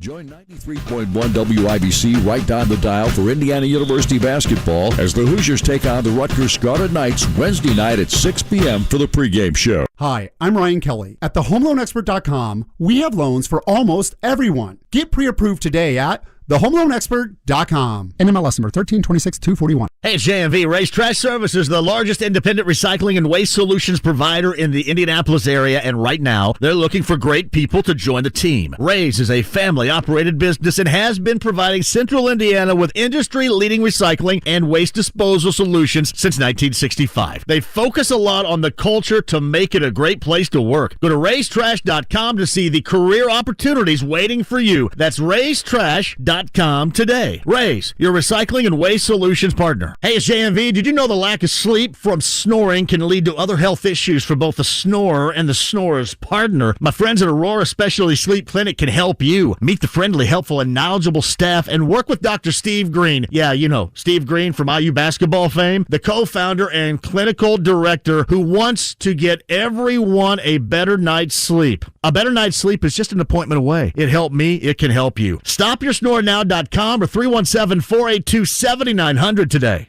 Bet Rivers Sportsbook wants you to experience Rush Pay. When you want to cash out your winnings, you don't want to wait 2 days just to get the go-ahead to withdraw your money. That's why Bet Rivers created Rush Pay. With Rush Pay, 80% of withdrawal requests are approved instantly, meaning you'll get your money faster. Why wait? Get your cash when you want it. Bet with a winner. Bet with Bet Rivers Sportsbook at BetRivers.com. Must be 21 and located in Indiana. Gambling problem? Call 1-800-9-WITH-IT. 1-800-994-8448. We buy any car. We buy any car. We buy any car. Any. Did you know trading in your car at a dealer could cost you money? A recent study found consumers who trade in their car pay an average of $990 more. So don't trade in. Sell it to We Buy Any Car. Learn more and get your free online valuation now at WeBuyAnyCar.com. Find out how much your car's worth at We Buy Any Car.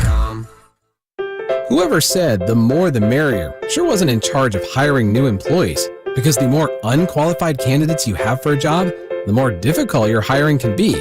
And that can make the process, well, not so merry for you. Thankfully, there's ZipRecruiter, which you can try right now for free at ZipRecruiter.com/hire. ZipRecruiter's powerful technology finds the right candidates for your job. But unlike other sites, ZipRecruiter goes deeper. ZipRecruiter matches people with people, and you can personally invite your top choices to apply, because the perfect hire is more than a list of qualifications. It's an individual. ZipRecruiter makes hiring the right person easy, and that'll keep you and everyone else very merry. 4 out of 5 employers who post on ZipRecruiter get a quality candidate within the first day. So try ZipRecruiter for free today at ZipRecruiter.com/hire. That's right, free. Once again, that's ZipRecruiter.com/hire. ZipRecruiter.com/hire. Put on your helmet. It's about to get real. I'll say it. This might be the Carson Wentz experiment, the worst move the Colts have ever made. Name me a word. You guys get mad about Todd Harriman. You guys are mad about Andre Johnson. This is the worst move, if they get rid of him, the Indianapolis Colts have ever made. Dan Dockage, weekdays noon to 3 on 93.5 and 107.5. The Fan.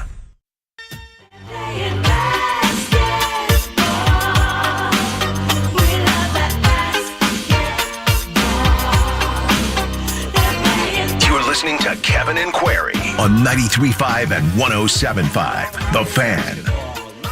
The old sectional snow doesn't appear to be anywhere on the horizon, which is great news for so many of us, but certainly for Kyle Neddenriep of the Indianapolis Star, who again does such a great job covering preps and is a busy man this time of year. And he joins us this morning as the boys sectionals get underway tonight. Kyle, you can't dream up much better weather than this, right? Yeah, semi-state weather on sectional Tuesday, so we'll take it. I was curious about this. Obviously, we're going to get into all the action where you're going to be the rest of this week. How many games have you covered this season? Basketball, just basketball. I normally end up covering between like 70 to 75 per season, and I think I'm actually ahead of that pace this year for whatever reason. I probably end up covering like 80, I would say, over the course, 80 to, somewhere in that range. I used to have the book, like the old time score books, and I used to keep all my stats in that. Now I just keep them in notebooks and sort of simulate a scorebook. So I used to go back and look at the end of the season. It was normally between like 70 and 75.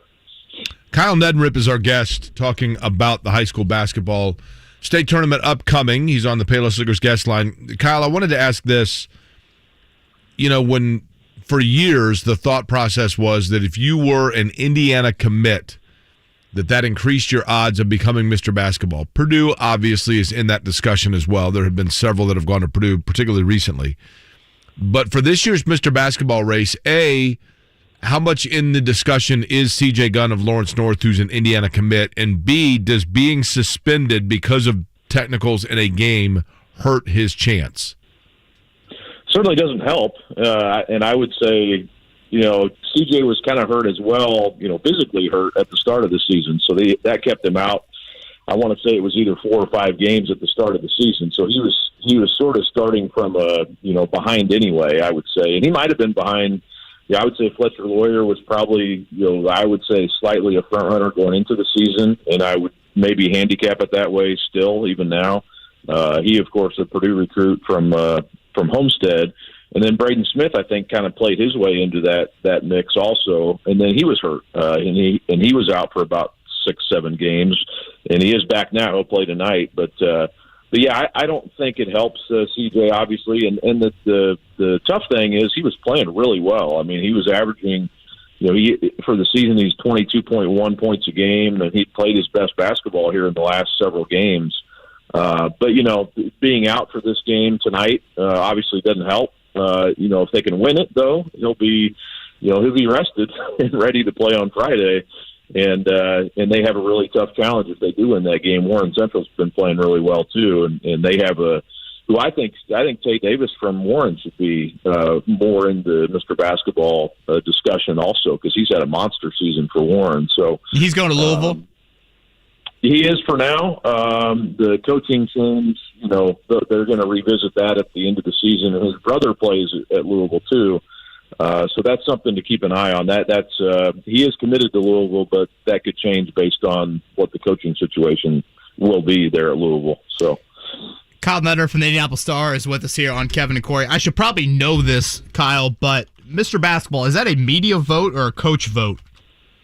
It's a combination, and I think it's probably the correct way to do it. It's a lot of votes. It's normally in the range of, I think you're probably 300 to 400 people end up voting. So I think you get a pretty good cross section of there's less media who vote than coaches. Obviously, there's just more coaches who have there's 400 basically who have a chance to vote. So I think they end up.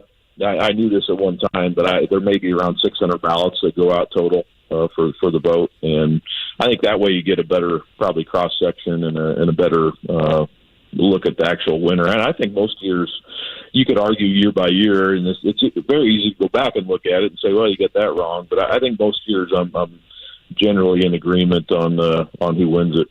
And is that something you vote on before the tournament starts or after the tournament or when?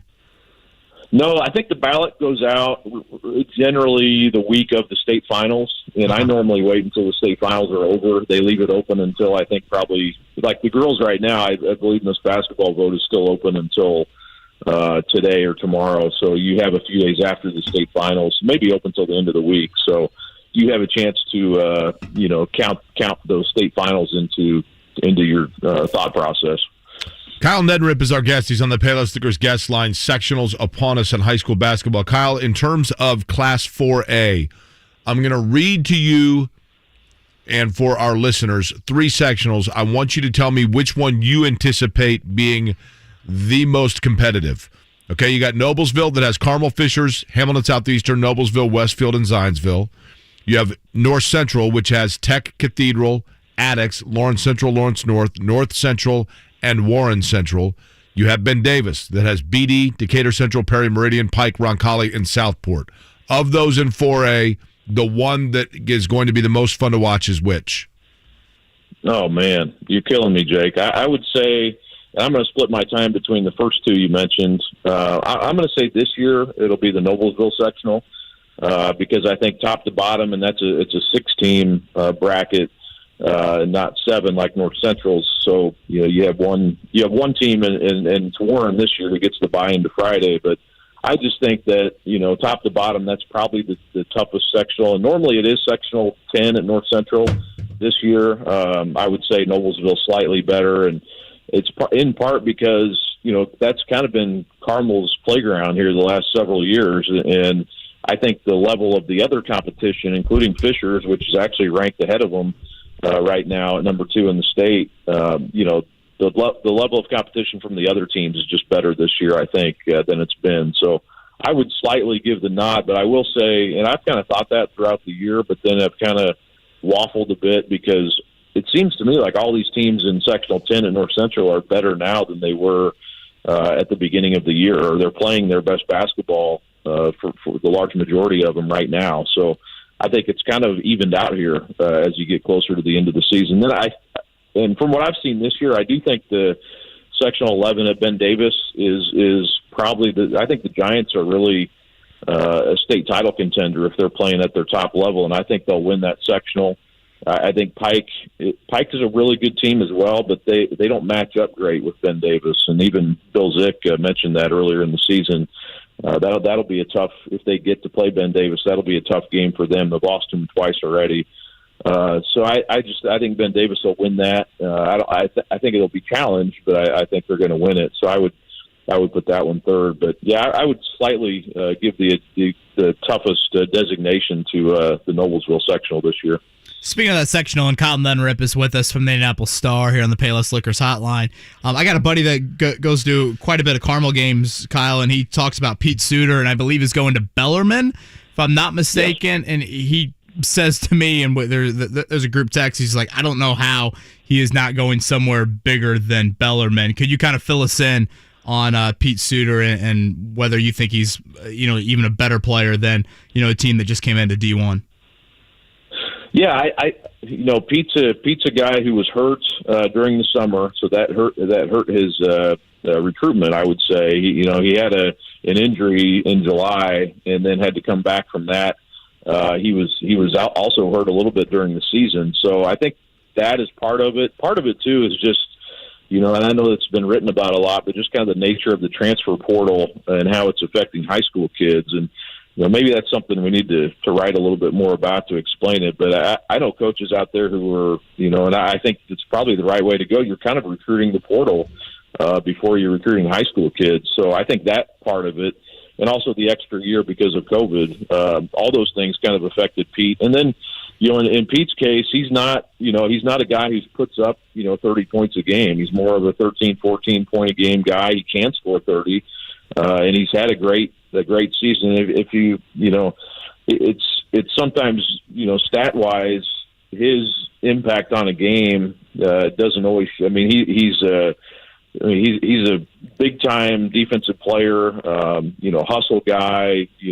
Sets the tone for his team. He's all those types of things that I think is going to make him a really good college player. Also, and to be honest, I think Bellarmine is going to be a good situation for him because he's going to be able to play. He's going to be able to get out there right away, and I would assume he will be, and make an impact for that team early in his career. So, I know before the season he was kind of leaving things open. I talked to him about that. And Bellarmine, and I think it was Western Michigan were probably the two at that time that were at the top of his list. And then, I know Bellarmine really wanted him. They made that clear to him that they wanted him to come in and be the guy for them. So, I think it's a good fit. I don't think your friend's wrong. I think he could play at a higher level.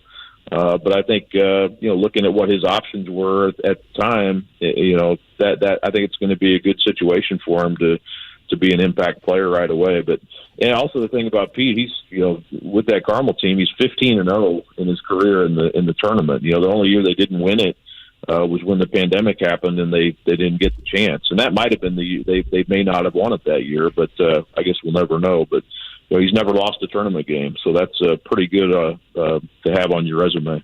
Kyle, in terms of some of the non-4A schools, I want to give them some love. So let's begin with this. I'm going to name for you the local schools of interest in their 3A sectional. I then want you to tell me which one or two are the ones you think are most worth keeping an eye on. This is in 3A. We have in Newcastle, Delta, Hamilton Heights, Jay County, Muncie, Burris, Newcastle, and Yorktown. Then we have in Lebanon, Brebeuf, Crystal House, Garin Catholic, Chatard, Shortridge, and Lebanon.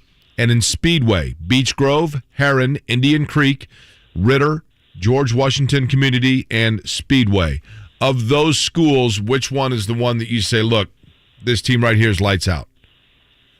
I'll give you two, Brebeuf and Beech Grove. And I had a chance to see Beech Grove on Friday against Whiteland. Beat a really good Whiteland team on the road, and they have a young man, junior Anthony Ball, who's 6'6". And most of their team, along with Ball, is juniors, so they'll be back again next year. And I think it definitely will be the favorite in that sectional. And I know you guys probably remember the story of Matt English, who had brain cancer and died. Great guy. A few years ago. Yeah, great guy. And his top assistant, Mike Renfro, has been coaching the team the last few years, and has kind of kept that blue collar mentality that works at Beech Grove, the kind of the hard hat that Matt English kept in his office there, and it's really taking it to another level. And I think they're a team that really could make a run even beyond the sectional. And then Brebeuf has a player going to Miami of Ohio, Billy Smith, who a really good player, and they have a chance, I think, too. That their sectional is slightly tougher, I think, than Beech Grove's. They're at Lebanon. Lebanon's a good team. Chatard's had a really good season. Garin is a good team. So that'll be a challenge for them. But again, they feed into the same regional. They could play each other, meaning Beech Grove and Brebeuf. But I think both those teams are teams to watch in 3A. 3A is really, from a statewide perspective, I think is maybe even more wide open than 4A. I think that there's any number of teams could make it to the state finals in 3A. Okay, and then in terms of 2A, just because I want to make sure that we're giving love to everybody here, you got the Park Tudor sectional that's got Covenant Christian, Heritage Christian, Cecina, Irvington Prep Academy, Park Tudor, and University High School. Then you've got also the Alexandria sectional that's got Alexandria Monroe, Elwood, Frankton, LaPel, Monroe Central, Wapahani, and Winchester. And then Webo's got Carroll, Clinton Prairie, Fountain Central, Rossville, Seeger, and Webo. Some of the schools outside the donut counties. Anybody jumping out at you? Yeah, the sectional with Monroe Central and Wapahani, I think that is always a really good 2A sectional. And Monroe Central's undefeated this year, but Wapahani has a couple really good players, and I think they may be the team to beat over there. I think from a local, more of a local perspective, Park Tudor, University, and Heritage Christian are all really good teams. University's got a kid named Sabian Kane, who's a sophomore and really good player.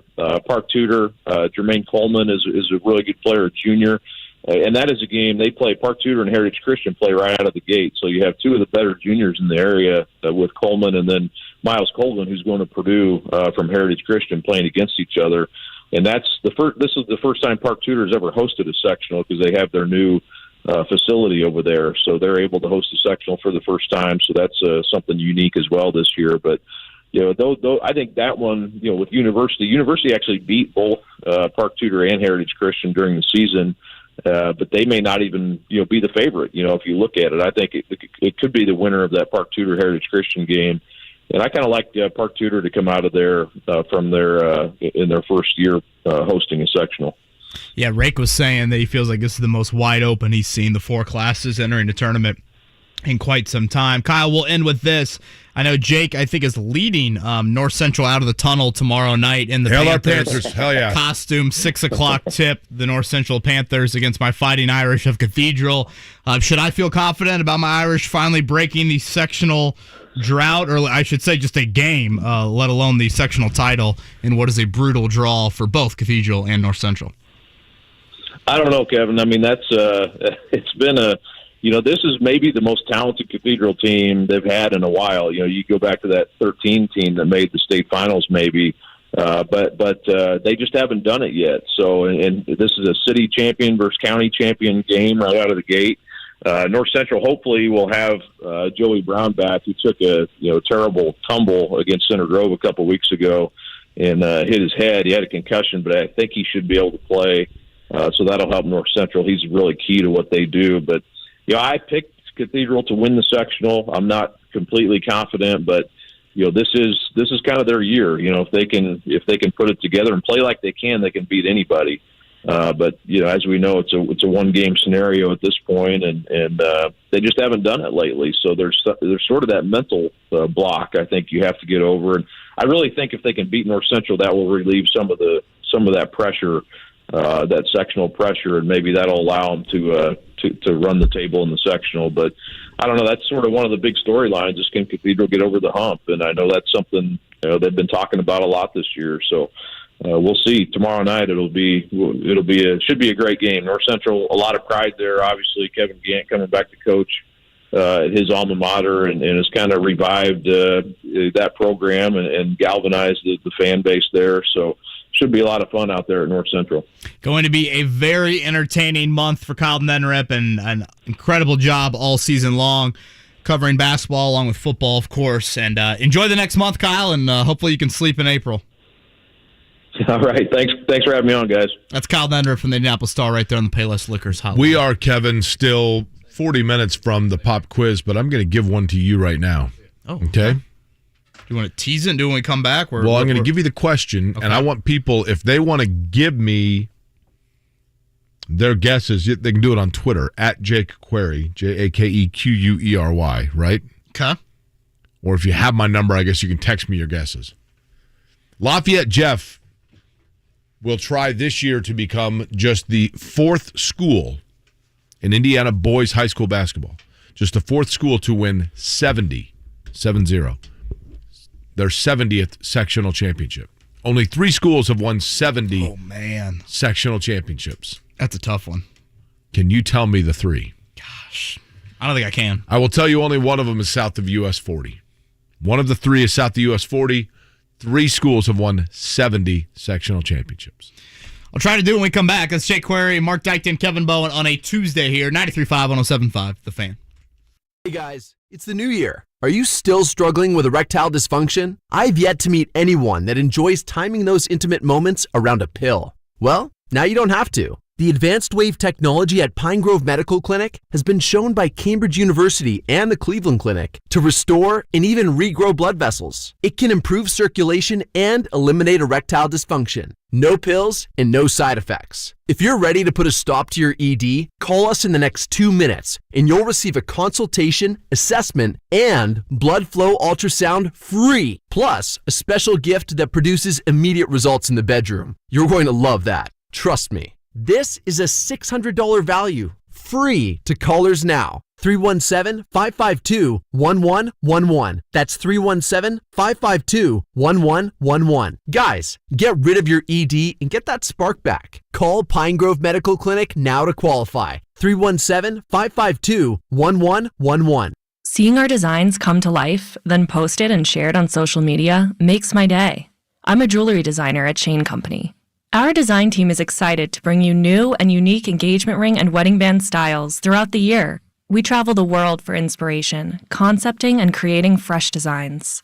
Visit Shane Company to see a broad selection of bridal looks we've perfected just for you. New styles ahead of the trends. We have floral and feminine looks, art deco, and modern designs, as well as all the classics.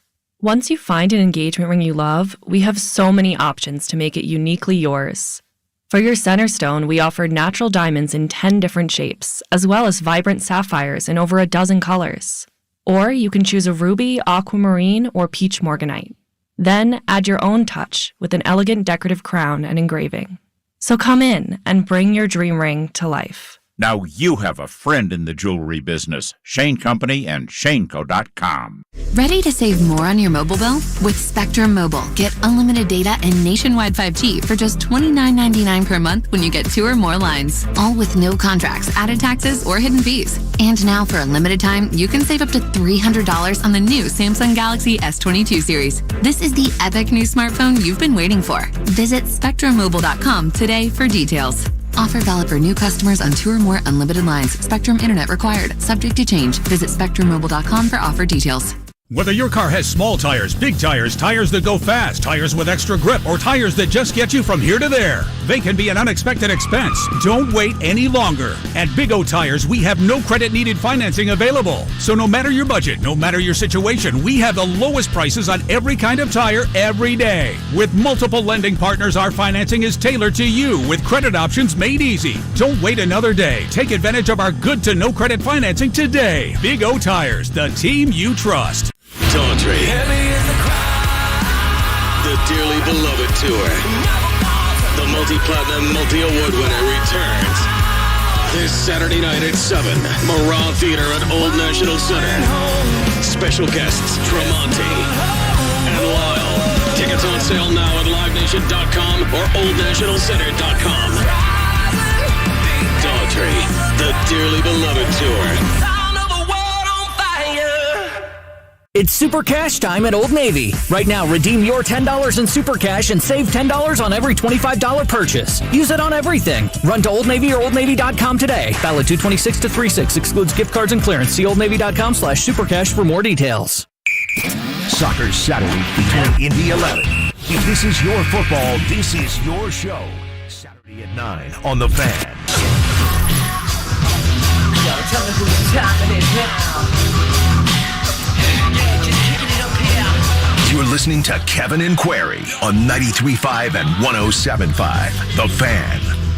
Okay, here are some of the guesses that are coming in. Muncie Central, Anderson, and Terre Haute South. Couple of excellent guesses. Believe it or not, none of those three are correct. And for those that missed it, fill in the So question. there are 3 schools that have won 70 sectionals. Lafayette Jeff this year is trying to become the 4th. Here is somebody. Now I've got this service that will. Here's the first person that texted me in with.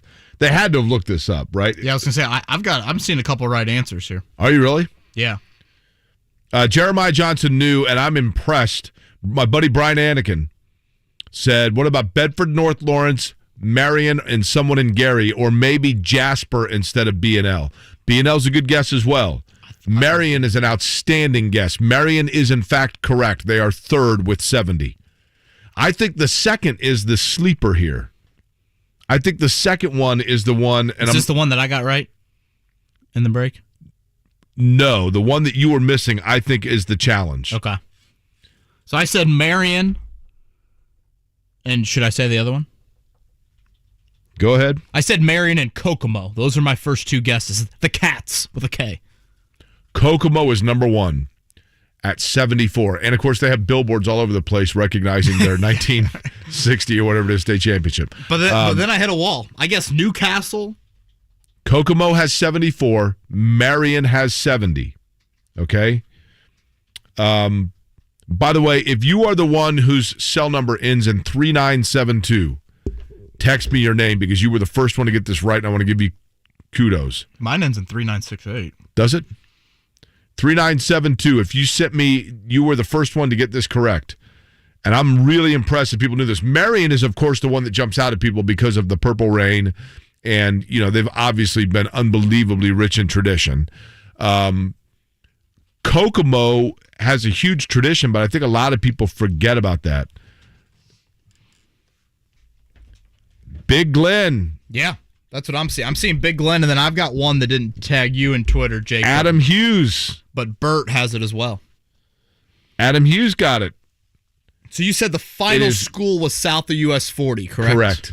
It is Marion with 70, their most recent coming in 2020 in 4A. It is Kokomo with 74, the leader, their most recent, however, coming in 2014. And second with 71 sectional titles. I believe they're the Alice's, right? I think that's right. Vincennes Lincoln, who won from 1916 until good Lord. From 1916 to 19... Were they the only team in their sectional from 16 to 40? They won the sectional title 12-8 in 10 of those years. That's right. They actually were playing Alice's. Anybody named Alice from Vincennes was the other team. They were the other team in the sectional. Needed to pack the gym on this Saturday night. So there you go, Lafayette, Jeff. And then if you want to round it out, Richmond has 64. They are the only ones. Connorsville at 59 and Muncie Central. Muncie Central, you'd expect more. Same with Newcastle. Now, aren't they all like in the same conference? A lot of That's the other thing. Richmond is a lot of those, and Muncie Central. That Newcastle, conference forever was loaded, right? The North Central Conference was NCC. Yeah. So again, the boys basketball tournament will begin tonight. LN Crispus Attucks, kind of the marquee matchup here in sectional 10. We were talking about with Kyle. I know sectional 8, Carmel sectional loaded as well. No CJ Gunn for LN tonight, and that is at North Central for that sectional action. All right, we come back. Jeremiah Johnson will indeed join us. The pride of Peru, correct? That is correct. Great basketball Let's see how many Peru has. We'll see. I'm going to ask Jeremiah. Don't look it up, Jeremiah. Let's see if we can get it. Okay. Jeremiah Johnson's going to join us next here. Talk a little Pacers. Kevin and Query, 9 o'clock hour on a Tuesday.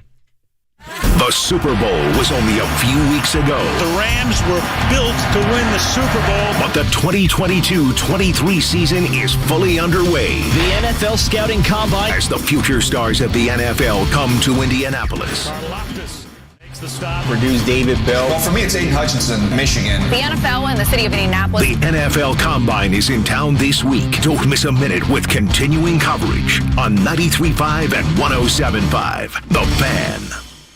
You know, honestly, if you had to battle Jeremiah Johnson in the post back in the day, you're probably dealing with some chronic joint pain, and you've got to dial up our friends at QC Kinetics. I probably want to front Jeremiah Johnson. I don't know if I could handle him backing me down. If you're suffering from everyday joint pain, you can get help via QC Kinetics. They are the nation's leader in regenerative solutions that can restore and repair damaged tissue with no surgery and no drugs. This is the relief that we all have been hoping for your aching hips, knees, shoulders, and lower back. The unique protocols at QC Kinetics were created by a physician with hundreds of years of studying regenerative medicine. They're treating patients every day in clinics nationwide with remarkable success, life-changing results, and no downtime. It's a new, better, smarter, non-surgical, non-invasive way to deal with joint pain. And they are right here, ready to help us right now. So you call for a free consultation at QC Kinetics, 463-235-7160. That's 463-235-7160. Hey guys, looking for a reason to spend 3 days on the couch watching basketball? Schedule your vasectomy at Urology of Indiana for a Thursday or Friday, then sit back, relax, and catch some games over the weekend while you recover. It may be the only time your wife approves of hoarding the couch and the remote control. Vasectomies at Urology of Indiana are simple and typically take only about 15 minutes. Soon after, you'll be out the door and on your way home. During your recovery, you'll take ibuprofen and be back to your normal activities in 3 days. The docs at Urology of Indiana are board certified and perform vasectomies every day of the week, all year long. They're pros at what they do. And they have multiple vasectomy clinics, so chances are good there's one close to you. If you've been putting off your vasectomy, now is the time. You'll never have a better excuse to watch basketball. Call Urology of Indiana or visit vasectomyindy.com for information and to schedule an appointment. That's vasectomyindy.com. 93.5 and 107.5. The Fan. WIBC HD2 W298BB. WIBC HD3 W228CX. Indianapolis. Join me today. I'm going to talk to Ian O'Connor. He's got a new book about Coach K. A lot of Bob Knight in that book. And also Chappie. He's going to join. We're going to talk some Colts and Carson Wentz. Join me today. It's Kevin and Query. We'll have some classes at times. Hey, we're calling the plays, all right? We got to run the ball. Let me pass, watch. We'll run the ball. Can we run it down there? Just play. We run it down. Yeah, Jeff. Okay, so we will. All right, we're going to call pass plays. Block. On 93.5 Boom, baby. and 107.5. The Fan. It is the 9 o'clock hour in Indianapolis. It's the 9 o'clock hour, for that matter, everywhere in the Eastern time zone. My name is Jake Query. Mark Dykton flying in the commander ship for us this morning. He's back from vacation. Kevin Bowen as well. It is Kevin and Query here on 93.5, 107.5 The Fan. Joining us on the Payless Liquors guest line, and I'm sure thrilled to be doing so, knowing he's about to get hit with a trivia question. Jeremiah Johnson, of course, is with Bally Sports Indiana and the Pacers television broadcast. Jeremiah is a graduate of Peru High School. without having looked it up, Jeremiah, and if you looked it up, please confess, the number of sectional titles for your alma mater, which, by the way, they are tied with Warsaw, is how many total? They have not won one since 2009. Whoa. Yeah, I'm not going to look that up, and I know they've not had a lot of success recently, and it was always tough to win the Logan Sports sectional. It was one of the one things, my big high school regret was not being able to win a sectional single class back in the day. I'm going to say maybe 12, 13. Oh, you're way underselling it. It sounds like, now let me ask you this, Jeremiah. You, Jeremiah Johnson, a native of Peru, is your family rooted in Peru, or did they move there like when you were in school, or like did your grandpa? Is everybody from Peru? No, my family moved to Peru in 1976 when Kyle Macy was actually in Peru, and then I was born in 1978. So not long time, but in the area. My dad was from Walkerton and my mom from Manchester. So you missed most of the glory years. The Johnsons were a little late to the party because in the early 20s and 30s, they won a lot of them. 40 sectional titles for Peru, 40. I guess I forgot to go back. Back when they were only having to play Converse and Chilai in the sectional, they were able to dominate. You know who was Converse? I remember that year that they got upset by Brooks. It was a big upset. JJ, if you would have known your Peru history, maybe that could have, gotten you guys over the hump there in the old sectional. Yeah, well, I mean, here's the thing. Jake just had a trivia question when I was in the car before I got home to do this interview, and I want to know if I was right in that one about the number of schools with 70 sectionals. Because you have to go back to, those North Central Conference schools that always would have, Kokomo would have Western, Northwestern, Mechaniqua, Eastern all come to Memorial Gymnasium. And then you nailed it. You nailed it. You had them out of order. It was Kokomo number 1, Marion 2, Vincennes Lincoln that you had was number 2, and Marion is number 3. Good. Well, see, at least I know some of my history. I'm sorry I wasn't closer on the Peru Tiger sectionals, but we got to go back to the current team now. They're 17-2, and they're taking on Western tonight. Here we go. I believe in the Mechaniqua sectional. So if all goes well, they'll be able to play Mechaniqua on Friday in a huge rivalry game in the sectional semifinals, and they've got a chance to have some postseason success. I went and watched them play a few weeks ago. They've got a really good team. Now, Logansport has got one of the bigger high school arenas, right? The Berry Bowl, yeah. The site of many painful moments in my high school career. By the way, before we get to the Pacers, how weird is this? North Central, my alma mater, biggest school in the state for the vast majority of its years in existence. In the old single-class tournament, 6 total sectionals. They go to class basketball, which, of course, was designed to bring balance, and they've now won 9. So they had to go to class basketball as the biggest school to start winning. Old system, biggest school, beaten all the time. JJ, let's begin with last night, the Pacers in Orlando.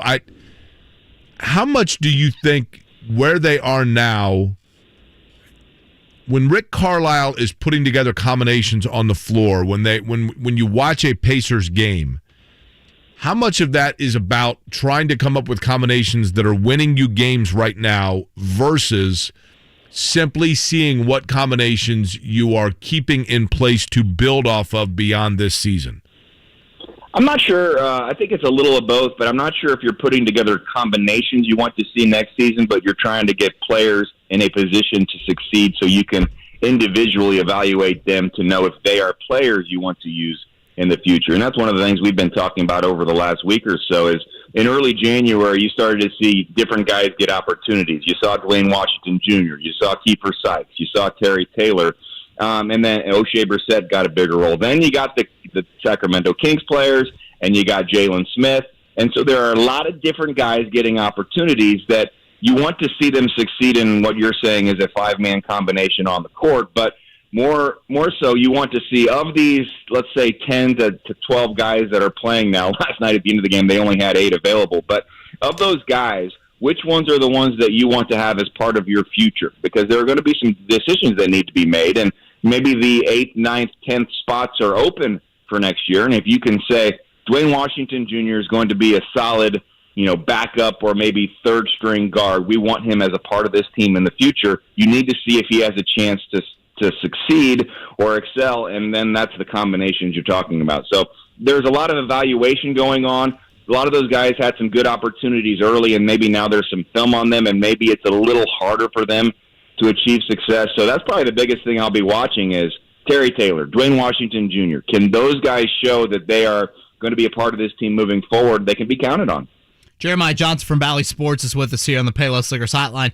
JJ, not a lot of cheering in the third quarter last night. I cheered when Jalen Smith got ejected, though. I don't need to see him anymore. Like, he has proven more than enough to me that he is a piece you want moving forward. The elephant in the room, though, is the contract situation, and the Pacers can only, and correct me if I'm wrong, they can only offer, is it 1 year, $4.7 million? I wasn't sure if they could offer more years or more money, or if both of those were restricted in that area. But like at some point, you just hiding Jalen Smith might be the best thing for the final, 20 games of the season. Well, I think it's maybe too late for that because what he's done in a couple of weeks in a Pacers uniform, and I think everyone around the league knew when a guy is drafted 10th overall, everyone is aware of what he can do, and they knew that he just didn't get that opportunity with the Phoenix Suns. The Pacers are giving him that opportunity, and from a Pacers perspective, I'm not sure what else you can do except give him a chance to play, make him feel comfortable here, and then, in the offseason, give him a sell that this is all we can do. We would like to have you back, but ultimately he's going to have to make that decision. And you're correct. Just that 1 year contract, the amount is fixed, so there's really no negotiating, no bargaining, nothing they can do to sweeten that pot other than say, I hope you like it here. We have a role for you. We want you back, and then in the future we can make it better for you. And so that we'll have to see what happens. But yeah, I'm with you. I was frustrated that he got the second technical, but I did think Rick Carlisle's perspective was interesting because he said, he's only been here a couple of weeks. They're just getting to know him. He's been really quiet for so much of the time, and then you saw a different level of emotion and intensity. And sometimes it's good to know a guy's got that in him, that he's not just going to be even-keeled all the time. And so you want him to make a better decision, and I think he'll learn from that experience. But, at times, a little emotion's a good thing, I think. Jeremiah Johnson is our guest. He's on the Payless Liquors guest line. You can see him doing, of course, the sideline reporting as well as pre- and post-game hosting for the Pacers on Bally Sports Indiana.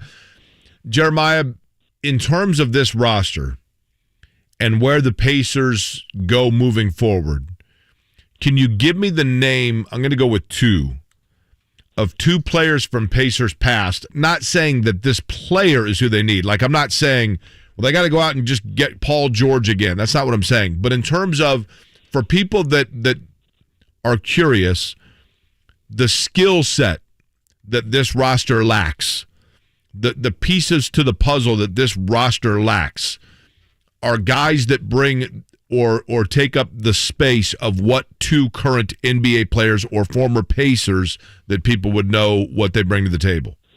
Well, since you mentioned former Pacers when you started the question, I was starting to think along those lines. And what I'll say is the game is different right now than it was when we think of, the 90s Pacers and even into the early 2000s. Yeah, Dale Davis probably doesn't have a spot in today's NBA. Crazy. I mean, he does, but not as prevalent, right? Who'd you say? Dale like a Dale Davis in today's NBA is a dinosaur.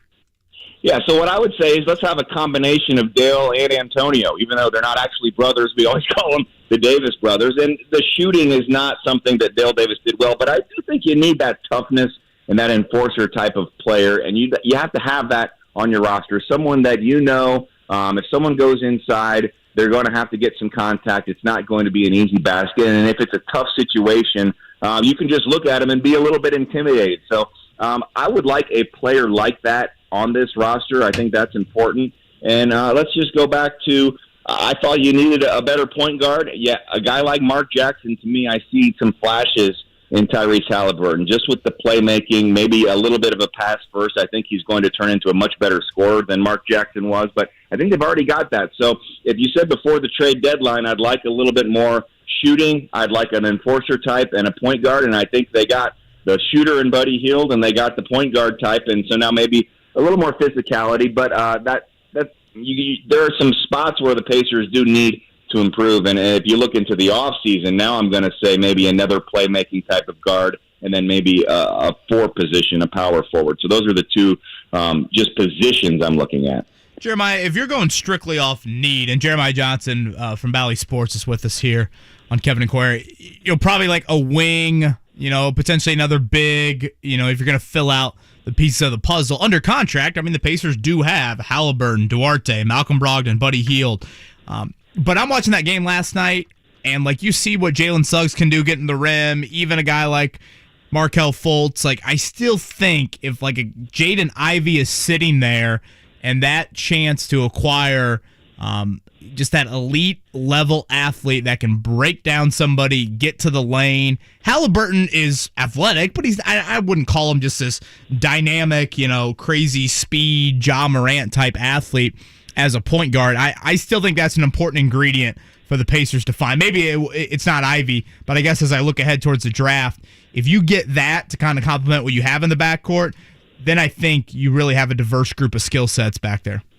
Well, it's been well documented. The Pacers are probably going to be in a position to draft with their own selection as high as they have drafted since they took George McLeod, 1989. And so when you have this opportunity in front of you, and I can't necessarily say, Jaden Ivey, because he's still in college and he's yet to officially say that he's even going into the draft. So just in general terms, you have an opportunity. You've got to go get an elite player, someone that can be a franchise-altering player to me. And I know that everyone is paying attention, they're scouting, they're observing, and this will be probably the most anticipated offseason and draft for the Pacers in recent memory. So I would not argue with anything that you said. I think if you had a player with that skill set, you could easily put them in the backcourt, and I think Tyrese Halliburton is someone that would fit in well with a player like that, because to me, I just see so many just impressive point guard qualities out of Tyrese Halliburton. And so if you've got a guy that can be explosive, that can make plays, that is a scoring type of guard as well, I think that person would go well with Halliburton moving forward. But, you can't turn your back on true talent, and if the Pacers are in a position to draft one of those players, maybe then you forget about the position and you just go get that person. Better chance Peru wins a state title this year, or we see T.J. Warren or Miles Turner play for the Pacers again this year? Well, I mean, it'd be a long shot if Peru won the title. Let's be honest; they are in the top 10, and it's going to be. Got to have a little faith here. Well, I think we'll see some Miles Turner. Who knows? Rick Carlisle said he'll be out a couple of weeks. That was to start the post All-Star break session, and I think maybe the last time I was on with you, the question was asked about T.J. Warren, and to me, T.J. Warren, not just for the Pacers, but just for him personally, I feel like he needs to play a little bit. He's going through a lot of these practices. There are a lot of factors in play when you consider his contract situation, and he'll have as much of a say in what he does over the final month of the season and when he plays and how much he plays probably than the Pacers, because it's not one of those situations where you're trying to get him back on the court to go win a Wednesday game or a Friday game in Detroit. You want to do this so it can help T.J. Warren long term, and from the Pacers' perspective, they would like to see what they have in T.J. Warren if it helps make their decision for the summer. So I do think you'll see both of those players at some point. It's tough to know when they might be ready and how much they might play in the final 19 games. But I'd love to see Peru win the state title as well. Hey, Jeremiah, before we let you go, I have an assignment for you. Uh-oh. I need you to say hello. There goes any chance he's coming on in the next month. William Lee Cash III, better known as Bill Cash III. Can you say hello to him, please? Bill Cash III. How is it going? Great to have you reach out. He is a young Pacers fan. Somebody just sent me a tweet that said, hey, my boy has become a huge Pacers fan, and looks like Bill is probably, I'm guessing, 8 or 9 years old, all decked out in Pacer gear. And I just remember sometimes, Jeremiah, about what it was like when I was a kid to hear my name on the radio, but more so to know that a young person like that is a fan of the Pacers. I figured we'd go ahead and give him a shout-out. Yeah, shout-out to Bill. And also, if there's a chance you can be at a Pacer game the rest of this season, we have this opportunity with the construction at Gainbridge Fieldhouse where the pregame set, the postgame set, is now in the concourse for the rest of this season. I think we'll probably be back in our normal location moving forward. But we've had a lot of fans that have had a chance to come up and stand, 5 feet away from myself and Eddie Gill. Most people want to come get close to Eddie Gill, but a few times I've got young fans that would like to take a selfie and a picture, and I'm happy to do that. And I invite anyone to do that over the next, we only have like 8 home games. That's the crazy thing. 8 games remaining this regular season. Stop by and say hello. Do you know, Jeremiah, that I was at a game, and for me to get out of my seat, I can either go to the right and climb over a bunch of people like I'm on an airplane, or I can go to the left where there's a little bit of an opening there in front of where you sit, and I go about 8 feet past kind of in a working area and go around. Well, I chose the latter as to not climb over a bunch of people. And I got reprimanded, and they said that someone on press row complained that I was walking into the media area to get to my seat. Now, I'm thinking you or Pat Boylan ratted me out. Which one was it? I'd like to know. Had to be Greg Doyle. Or Doyle. Greg doesn't have that seat. Yeah, I definitely did not. And I can't imagine that it was Pat Boylan. The only thing I can say is the replay center camera is right there as well. And it's been pretty busy at the replay center where they come to the camera and say exactly what they viewed on the monitor. Maybe you chose the wrong time and you got in the middle of that camera and we didn't get our good look at. So you think it was New York that ratted me out? Was it New York? Because I want to know who ratted me out. What's it called? Secaucus or something? Yeah, Secaucus, New Jersey. Is that where it is? Yeah. And you got close enough to the scoreboard. I mean, if they don't trust you, you're walking by there with the beer, you could do a lot of damage. So maybe that's the problem. I'm a very responsible person. I'm quiet. I know that, but not everyone does. Okay. I still think it was you or Boylan. 6:30 the coverage Wednesday, again on Friday, and then Sunday. It's a 4-game road trip for the Pacers right now. It'll be the Magic again tomorrow night. JJ, good luck to your Tigers of Peru. I believe that is their nickname. And clowns. They're the clowns, Kevin. It's the circus capital of the world.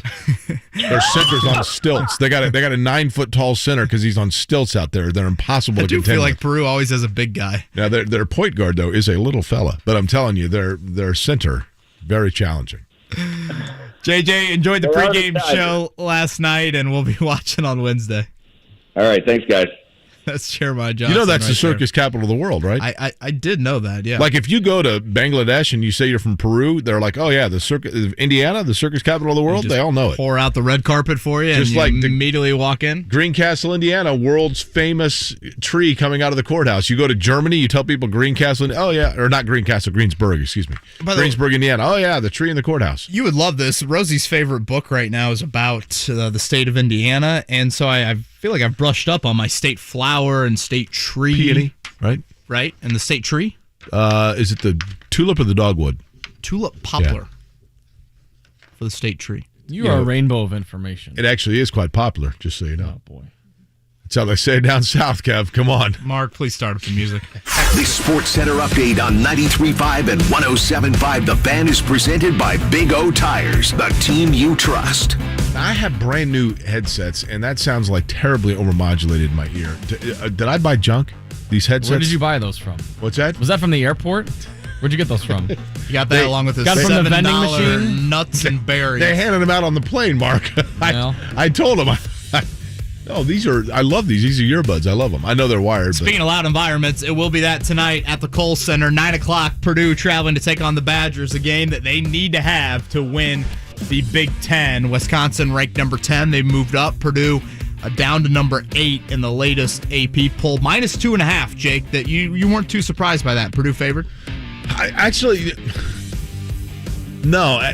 Considering it's up there, I would still probably give the edge to Wisconsin. I think that's a pretty big tip of the cap to Purdue, to be honest with you. Wisconsin beat the Boilers 74-69 on January 3rd in Mackey. Johnny Davis had 37 in that game on 13 of 24 shooting. That's who the Pacers ended up with in our tankathon, right? Yeah, fell to number 7 and got Johnny Davis. We'll see if Jaden Ivey draws that assignment for Purdue right now. I think it's just continuing to build that resume. Make sure you're on the 2 line. We have an updated bracketology from Joe Lunardi we'll get to here a little bit later. Here was Matt Painter yesterday on the first matchup with the Badgers. Just the details of things from an offensive standpoint, just trying to be a lot more clean. We had, too many miscues in the game. And then obviously Johnny Davis played really well, and our inability to stop him. They have a very good team. You know, I thought Voigt, if I'm saying his name correctly, came in and really played well. Who am I thinking of that Painter sounds like there because he's so like Bill Belichick? He's like one aspirin from a coma right there. Painter doesn't have a lot of voice inflection. Yeah. By the way, my latest simulator, I just did it again. I'm addicted to this now. You really are. Again, is this your homepage? Pretty much. I'm hitting should I hit it right now? I just did it, and they landed third, the Pacers. Oh, yeah. And at 3, who'd they get? With the third pick, I just like doing my David Stern, to be honest with you. In the 2022 NBA draft, the Indiana Pacers select Paulo Banchero from Duke University. Jaden Ivey going fourth in that simulation. So they have the players slotted the same every single time. Pretty much, That's what it depending seems on like. who's doing the pick, it looks like. Like, they had the Pacers taking number 1, and they had Jabari Smith. But then I do it again, and somebody else goes number 1, and they have it as Chet Holmgren. So 3 Big Ten guys in the top 10. Jaden Ivey, Johnny Davis, and Keegan Murray. Yeah, correct. Yep. Boy, who's going to be Big Ten Player of the Year? I think you got to go with Davis, don't you? Especially if they win it. Yeah. I mean, where were they it could come down to that, picked? actually. I mean, I don't think it's something to keep an eye on tonight, and this is just kind of a state of the program with where Indiana has been at lately. You watch the development of Johnny Davis and Jaden Ivey, 2 guys that were not, consensus top 50. Hell, I don't even know if they were top 100 recruits coming out, but yet, here early in their collegiate careers, they've reached levels to now. Jake is doing David Stern impressions of them being top 10 picks. Do you know who and Keegan Murray slots? Do you know who slots as the first pick in round number 2? Trace Jackson Davis. With the 31st pick in the 2022 NBA draft, the Orlando Magic select Blake Wesley from Notre Dame University. Or actually, it's University of Notre Dame, isn't it? I was going to say. David Stern never got those right, though. Now, if you're Wesley and you're going to be a second rounder, wouldn't you go back? Now, that's me fandom talking. After the first pick in the second round, you're thinking to yourself, I'm only like one ankle injury away in front of me from a guaranteed contract. There are a lot of mocks. Almost every mock draft, for what that's worth, has Mark Williams, the 7-foot center out of Duke, who had a game-winning dunk the other day. Almost everybody has him right there around where Indiana's picking 20th. Speaking of Indiana, the college basketball team, the Hoosiers have Rutgers tomorrow night. That is a 7 o'clock tip from Assembly Hall. IU's looking for their first 3-game win streak all year in the Big Ten. No surprise, Jake, that this back-to-back wins has come with Xavier Johnson playing arguably his best stretch. He is playing well. There's no doubt about it. But that's what they need. I mean, the reality is that Indiana needs good guard play. We know that they have good front court play.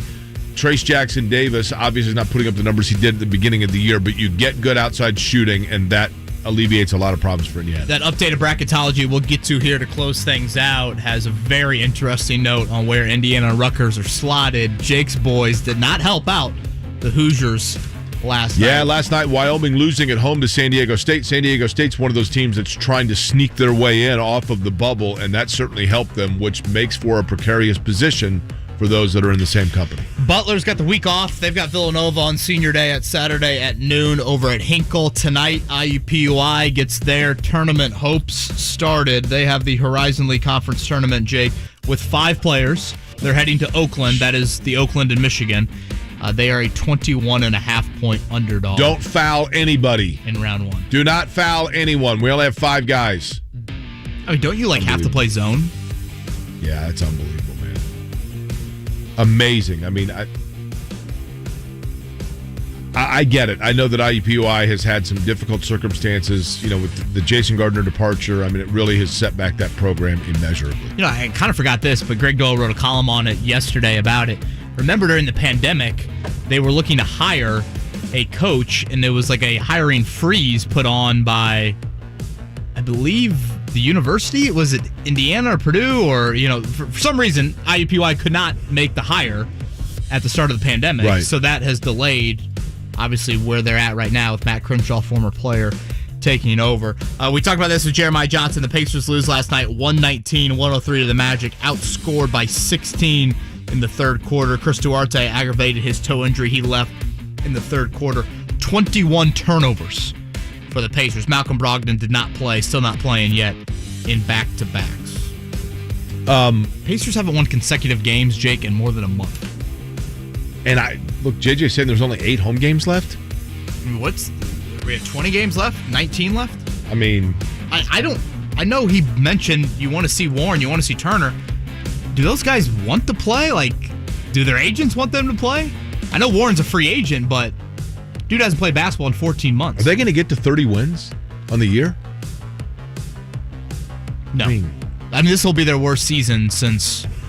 Like, where's Jose Slaughter? Is he the shooting guard? Will this be their worst? Good Lord. Their fewest amount of wins since. Oh, it's got to be since 83, right? 82, something like that? Scotty would know. He's standing right here. 21-42 right now, 6-24 away from home. They do have the easiest schedule. They did coming back from the All-Star break the rest of the way, but so far 1-2 out of the break, losing to the Thunder and the Magic, which again, for those all in on the tank, that is very good news when you look at the rankings there. As Jake continues to play the tankathon meter. That's right. We'll come back with a pop quiz, 317-239-1070. You said there's a high school basketball question on there? Is there? Oh, I thought that was your Lafayette Jeff question. Or was that just your own pop quiz question? That's my own. Wow, Vonteego Cummings. I haven't heard of that name in forever. Oh, yeah. By the way, you knew who Vonteego Cummings was traded for, don't you? I should know that. For some reason, Eric Dampier is popping in my head. No, Foster. Correct. Foster. Nicely done. Feisty Foster. Cummings. Al Albert Pittsburgh? was hell-bent on making Jeff Foster's nickname Jeff Foster, the feisty one. That's a great Al Albert. Every time. Look at Jeff Foster, feisty Foster. Okay, I do feel like feisty Foster fit him well. It did. Good dude, man. Really good Jeff dude. Foster strikes me as a dude that could take down a couple Fosters pretty quickly. Yeah, I think that's probably. Jeff Foster, my favorite story ever, real quick. The 2000 NBA playoffs. He's a rookie. And. No boy. Shaq? I think, was he a rookie in 2000? That's right, isn't it, Scotty? And he was on the, he was on the roster, but he was basically inactive. In the first round of the playoffs, they're playing in Milwaukee, and at like 1 o'clock in the morning, I walked into a 24-hour diner that served chili dogs, and Jeff Foster was sitting at the counter. And I walked up and I go, and he looks at me, and I look at him, and I go, do you guys not have a curfew or a bed check? Like, you play tomorrow in the NBA playoffs. He looked right at me and goes, you really think they're going to notice if I'm not here? Yeah. I go, okay, good point. Security guard goes to Reggie, Jalen, and then just stop. All right, Foster, who cares? Wait a minute, the rookie guy's got the feisty one. He's not getting a Coney dog. Who cares? All right, pop quiz is next, right? With Jake Query at 1 a.m. in Milwaukee. Yes, pop quiz is next, 317-239-1070. Join 93.1 WIBC right down the dial for Indiana University basketball as the Hoosiers take on the Rutgers Scarlet Knights Wednesday night at 6 p.m. for the pregame show. When it comes to your credit card, Discover believes in having real people available 24/7 to help answer your questions. Discover. Exceptionally common sense. Whether your car has small tires, big tires, tires that go fast, tires with extra grip, or tires that just get you from here to there, they can be an unexpected expense. Don't wait any longer. At Big O Tires, we have no credit needed financing available. So no matter your budget, no matter your situation, we have the lowest prices on every kind of tire every day. With multiple lending partners, our financing is tailored to you with credit options made easy. Don't wait another day. Take advantage of our good to no credit financing today. Big O Tires, the team you trust. Wow, I've got a whole 5 minutes before my next call. What should I do? Grab a snack? Nah. Text with mom? That's more than a 5-minute proposition. I have been looking at getting a new bank account. Is that even possible?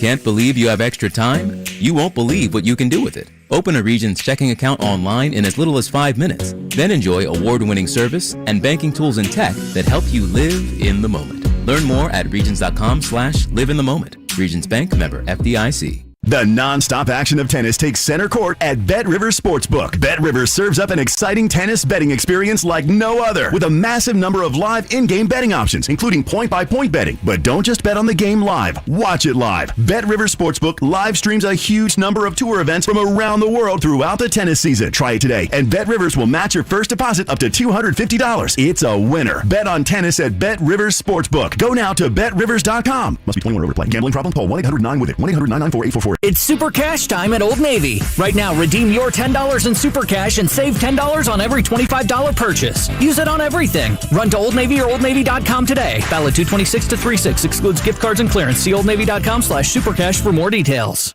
Ball got poked free, back out to Langford and stolen by Finnessy. Finnessy right to the glass in transition, and he finishes with the right hand. Baseball pass up ahead. Romeo Langford right to the glass, and his floater is good. Langford with 16, and that lead is 4 again for New Albany. How about that? Matt Taylor on the call. He's actually going to be with us on Friday. Jake's going to be out, so it'll be myself and Matt Taylor from down at the Combine. That was Romeo Langford for New Albany and Robert Finnessy for McCutcheon in the 2016 4A state championship. New Albany 62, McCutcheon 59. Romeo had 28 points to lead the Bulldogs to the state title. Finnessy had 13 for the Mavericks. Obviously, a couple Hoosiers there. Romeo Langford, the 14th overall pick in 2019. Robert Finnessy wrapping up his career with Mike Woodson and the Hoosiers. And you could see, perhaps, Kevin, this year, is it possible that you could see the next Romeo Langford, the next Robert Finnessy, right? Like Westfield's Braden Smith bound for Purdue, CJ Gunn of Lawrence North, we talked about, headed to Indiana. Tay Davis has committed to Louisville from Warren Central. That's the beauty of the high school tournament. You never know, you might be seeing the stars of tomorrow. Game schedules and locations all at ihsaa.org. Tickets just $6 in the sectional per game, $10 for a session. Don't miss it. Nothing compares to attending an IHSAA basketball tournament game in person. High school sports are different because they're pure. There's no transfer portal, no selling name, image, likeness, no NIL, nothing like that. Neighborhood kids competing for their school community. It's all worth celebrating the IHSAA. The man who calls the shots, Chris Ballard, comes to face the music. I'm just disgusted. That was an unorganized mess. We have questions. Trade Quentin Nelson. Might they be thinking about doing that? And Dan Duckich will get the answers. The bigger issue is this. Colts General Manager Chris Ballard joins Dan to talk about what's next for the Colts. Tomorrow at 1 on 93.5 and 107.5 The Fan. Your home for Colts football. Have you studied? Can you handle the pressure? Sharpen your pencils. It's time for the Pop Quiz with Kevin and Query. Brought to you by Jiffy Lube, Indiana's favorite oil change since 1985. Scotty Johnson is in here for the Pop Quiz. He's always wearing a retro jersey. This, I assume, is a game-worn jersey of my favorite era when I was a kid, Kevin, at Kings Island. Did you ever go to Kings Island, Kev? Oh, yeah. At Kings Island in the early to mid-'80s, I can't be the only one that remembers this in my neurotic brain and the things that it recalls. There was a Cincinnati Reds gift shop type kiosk right next to the main log flume at Kings Island, and they always had jerseys for sale, and I so badly wanted a Reds jersey in the old early 80s era. Never did get one. I always wanted a Joe Morgan jersey. Ooh. Matter of fact, I wrote a column on IndyCar.com about that and about my desire for a Joe Morgan jersey. And I kid you not, the morning of the Indy 500, I showed up and in the booth, they were like, here, there's a package. And there was a package to me, literally Jake Query, Indianapolis Motor Speedway.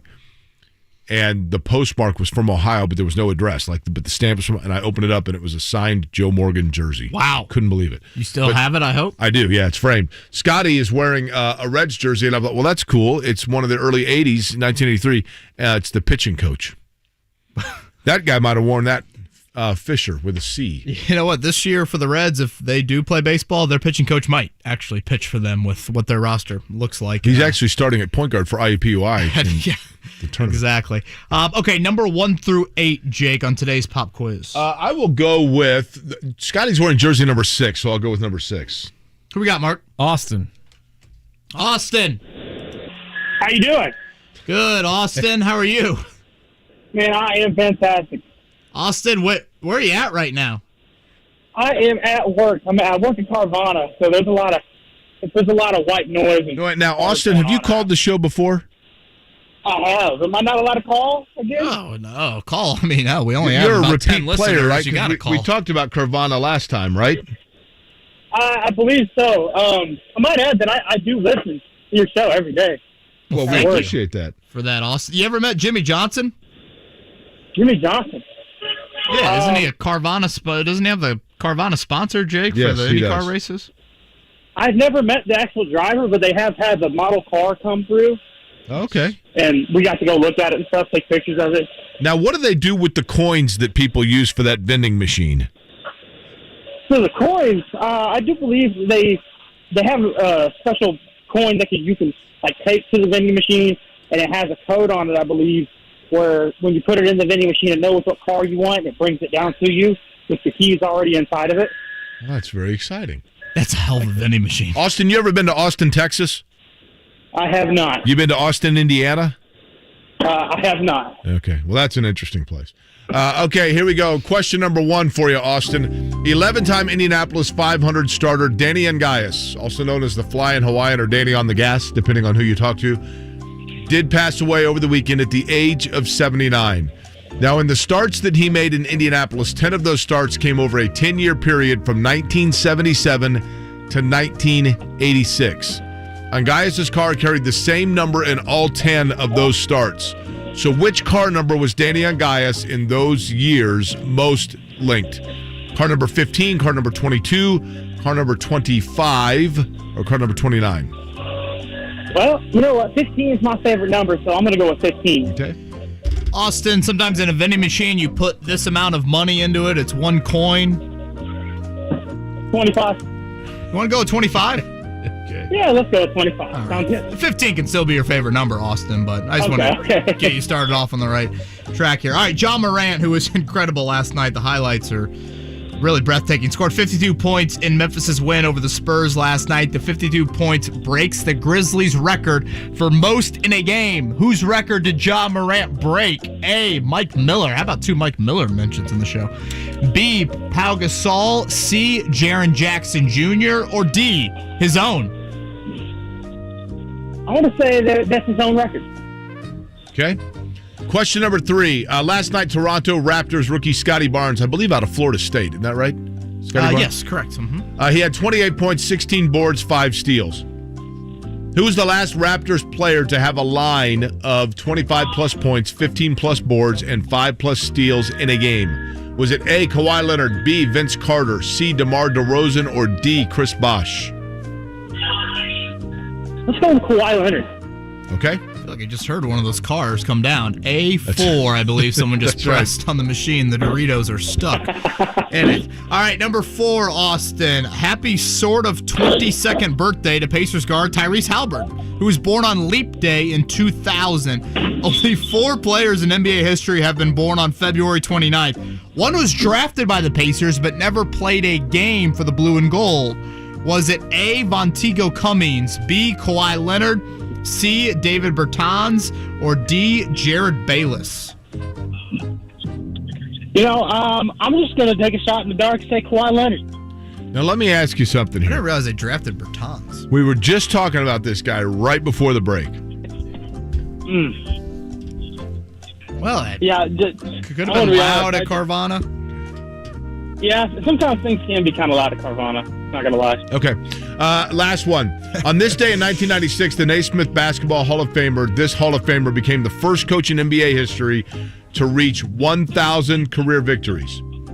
Which coach whose name rhymes with Vinnie Milkins am I looking for? A, Phil Jackson, B, Pat Riley, C, Lenny Wilkins, or D, Jerry Sloan? Well, that's pretty tough choice. I might have to go with C there. Okay, that'd be Lenny Wilkins, okay? I feel like any questions that revolve around NBA head coach wins or losses, Lenny Wilkins is usually a really good guess. Not to mention Jake's incredible hint there. All right, we coaxed him with number 1 there. Car number 25 was in. Yes! Okay. Number 2, John Morant, whose Grizzlies scoring record for one game did he break himself? 46 on Saturday. Let's go! Now, this is where we hit a bit of a snag in the Carvana machine, and suddenly the car got stuck falling down, and you got to start pushing that little door and reaching underneath. Like, what the hell? Where's my Malibu? Scotty Barnes last night with 28, 16, and 5.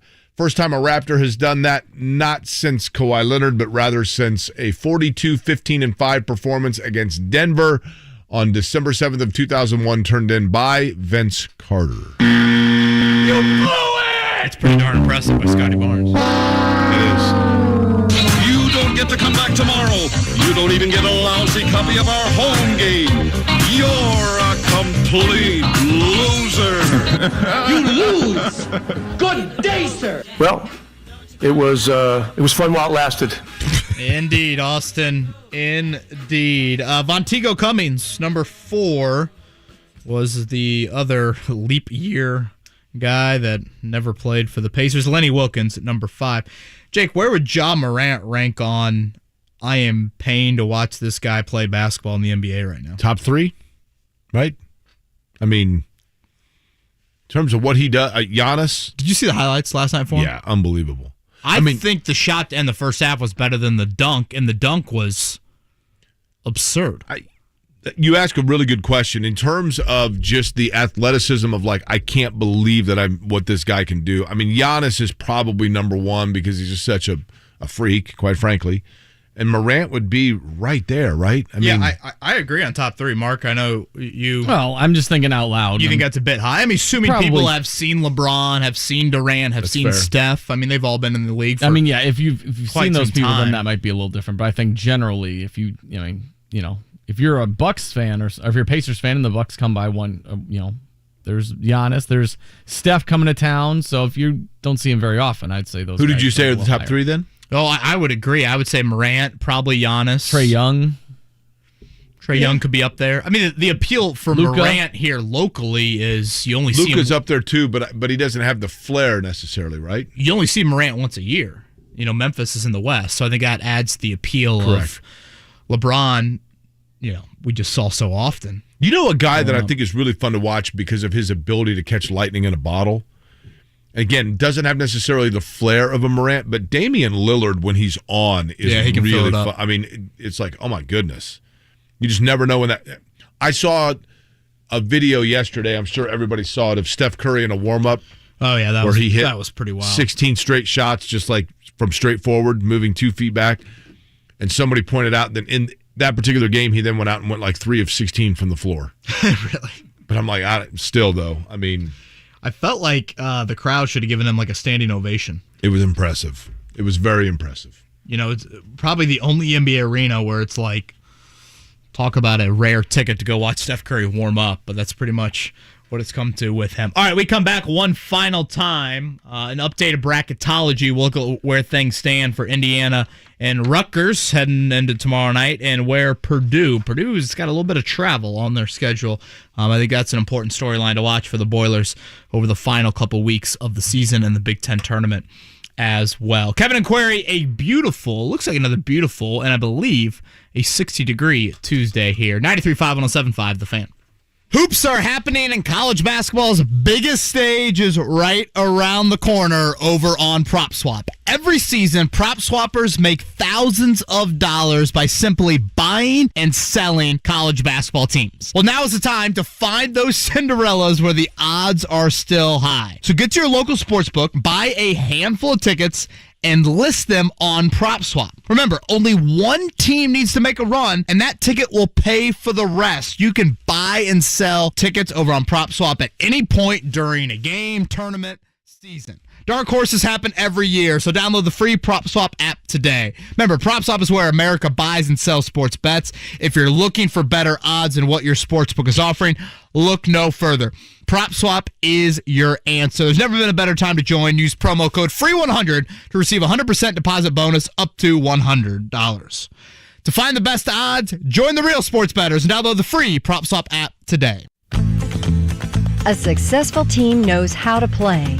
So take your staff to Royal Pen for your company's team building event and share the fun. Royal Pen Leisure Centers offer the perfect combination of food and fun for your company's team building event. At Royal Pen, everyone's on the team when you're bowling. But Royal Pen is more than just bowling. We also offer a lot more activities, all focused on fun. It's always comfy in our non-smoking facilities, and bowling and all of our games are guaranteed to generate team spirit and lots of cheers. Call 465-8484 today and let Royal Pen plan your company's team building event. They'll take care of everything, so all your gang needs to do is relax, unwind, and have fun. Set 'em up, knock 'em down, send 'em flying, spinning round. For more information, call 465-8484 or look us up at royalpen.com. Royal Pen, bowling, bowling. Royal Pen. Are you feeling the pinch of higher prices? Costs may be rising, but with Golden Oak Lending's 2.25% fixed rate, you can lower your mortgage payments. James Hawkins here, president of Golden Oak. You can offset today's high prices by using the low-interest equity in your home to pay off credit cards, make home improvements, or simply put cold hard cash back in your pocket. It only takes a few minutes to see if you can save hundreds with this low 2.25% rate. So what are you waiting for? Lock in our low rate while you still can. Start saving money and skip your first 2 mortgage payments. Call your local loan officers at 317-706-GOLD today and pay nothing out of pocket. That's right. If we can't close your loan, the appraisal is no charge. Golden Oak Lending, cured my blues. NMLS 114937, 2.25% fixed, 3.336% APR, FHA 15-year mortgage with 20% equity and approved credit. When it comes to working at Geico, our best advocates are our employees, like Janet. But since she is so focused on growing her career, we hired an actor to read her story. At Geico, we really help each other. If anything comes up, we work through it as a group, so we all learn. As a full-time employee, she can also get paid benefits like medical, dental, vision, and parental leave. She even got a plaque for her desk that says, "I'm kind of a big deal." Yeah, you are, Janet. Ready to start your career, Indy? We're hiring claim sales and service agents. Apply online today at geico.jobs/Indy. It's Super Cash time at Old Navy. Right now, redeem your $10 in Super Cash and save $10 on every $25 purchase. Use it on everything. Run to Old Navy or OldNavy.com today. Valid 2/26 to 3/6. Excludes gift cards and clearance. See OldNavy.com/supercash for more details. The Pacers close out their series with the Magic in Orlando tomorrow evening at 6:30 on 93.5 and 107.5 The Fan.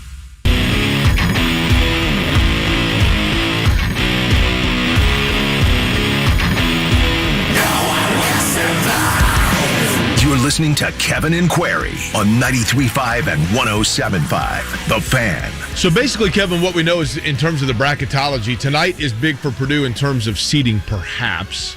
For Indiana, it's a matter of trying to secure itself on the right side of the bubble, right? Yeah, so Joe Lunardi just came out with his latest bracketology, and it has shifted from where we were talking a little bit earlier in the show. Am I correct in saying, when you say his latest bracketology, this came out how recently? I think within the hour. Okay. Am I correct in saying, as I was watching last night, San Diego State battling and winning at Wyoming, am I correct in saying that possibly could have made Indiana or Rutgers uncomfortable seeing San Diego State win? Correct, yes. And I honestly would start with North Carolina beating Syracuse in overtime.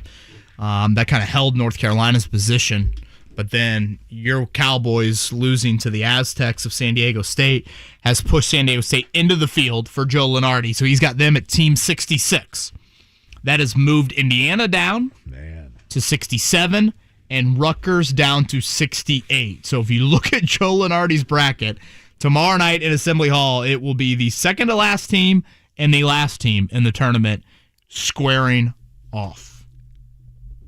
Interesting. Very interesting. He still has Purdue as a 2, right? He's got Purdue as a 2, but he's got Purdue going out west for the Sweet 16 Elite 8. So he's got them with Gonzaga out in San Francisco. That is the West region this year. Purdue would play here for the first 2 rounds. Marquette and San Francisco, ironically enough, is the 7-10 matchup. Purdue would play Montana State in the 2-15 there. How about Indiana's matchup in Dayton? Indiana would be facing that. They would be in a play-in game. And again, I know people are like, you guys are talking about, listen, Lunardi is pretty dialed in, right? They'd be playing Memphis in the play-in game. Penny Hardaway and company. Penny Hardaway went off, remember, at the beginning of the year about the way his team was being covered. And I guess they're massively talented, but they were injured. Maybe it's come together. He's for had them. A few tantrums. Very highly recruited roster there for Penny. The team that Indiana would play if they made the tournament, Jake, if they won the play-in game, that shirt you were rocking yesterday. Really? My boy Randy Bennett in St. Mary's. We could get Randy on the show, although I doubt we could get him on the program because he's out west. So it would be 4 to 7 a.m. for him. Unlikely he'd be getting up for that. So right now, the first 4 out for Lunardi, a.k.a. teams Indiana fans should be cheering against Loyola Chicago, who starts the Mo Valley tournament coming up this week, Oregon, and then a couple of West Coast teams a West Coast team in BYU, West Coast Conference, and then SMU in the American Athletic. And you do not want. Here's the other thing, okay? The American League, which is what, Houston is the favorite, right? I'm looking here. You're saying American, like the... Okay. I'm thinking American Athletic Conference. Correct. No, the American Conference, sorry. Where Memphis and Houston play? Yeah. They have 2 getting in. Everybody else is a 1. So in other words, he has the Missouri Valley as a 1-bid league. Well, he's got Loyola Chicago as his first team out right now. So... Was it Northern Iowa, I believe? Is like the Moval, the Summit. I don't know that any of those teams have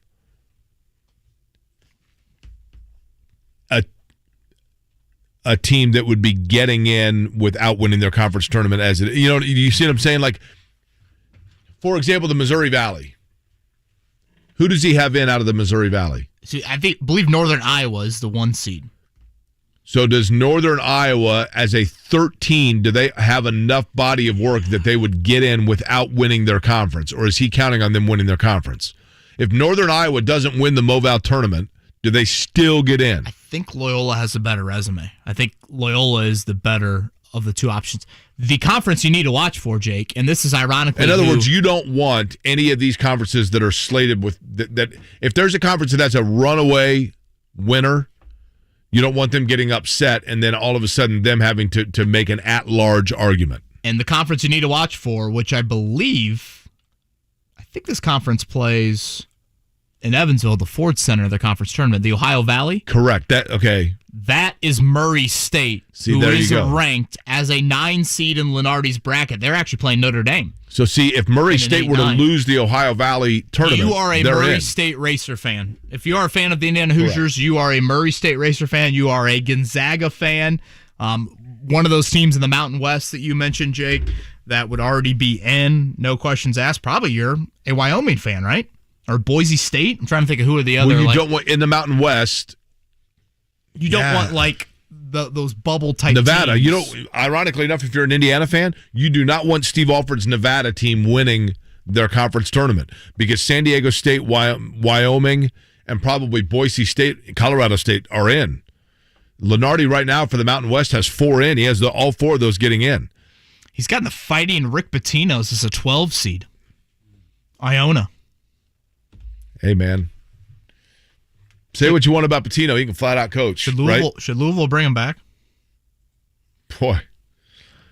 Look what happened since he left, right? Just like Indiana with coach ever since they fired coach. Speaking of coach, Frank Reich going to talk to the media at 4 o'clock today. Chris Ballard at 1:30. We'll have coverage of that and certainly recap things tomorrow from the Combine. We'll be at the Combine tomorrow, Thursday, and Friday. Peter King is going to join us. Do we have parking there or do we have to walk over from here? And if so, how far is the walk? 10-minute walk. Yeah, I was going to say 12. Cut through the mall. Yeah, what are you side-eyeing me for? I don't know if those doors are open at that hour. Gotta walk over at 6 in the morning. Can you not? You don't have valet. You don't have connections at the convention center. You got lower level parking already. Do you want to, Well, that red adds another carpet minute arrival? or 2. What do you want? Can I get in the abandoned 4Runner down there and have to drop me off? You could take one of the bird scooters over. Yeah, that's not a bad idea. I thought you didn't like those. I don't like them, but in this case, I could. But when Frank I become Reich mayor, they're all going in the canal. Join us Thursday at 9 a.m. It'll be a fun one tonight, 9 o'clock, Purdue, Wisconsin. We'll be talking about that as well from the Combine tomorrow. Everybody have a great Tuesday.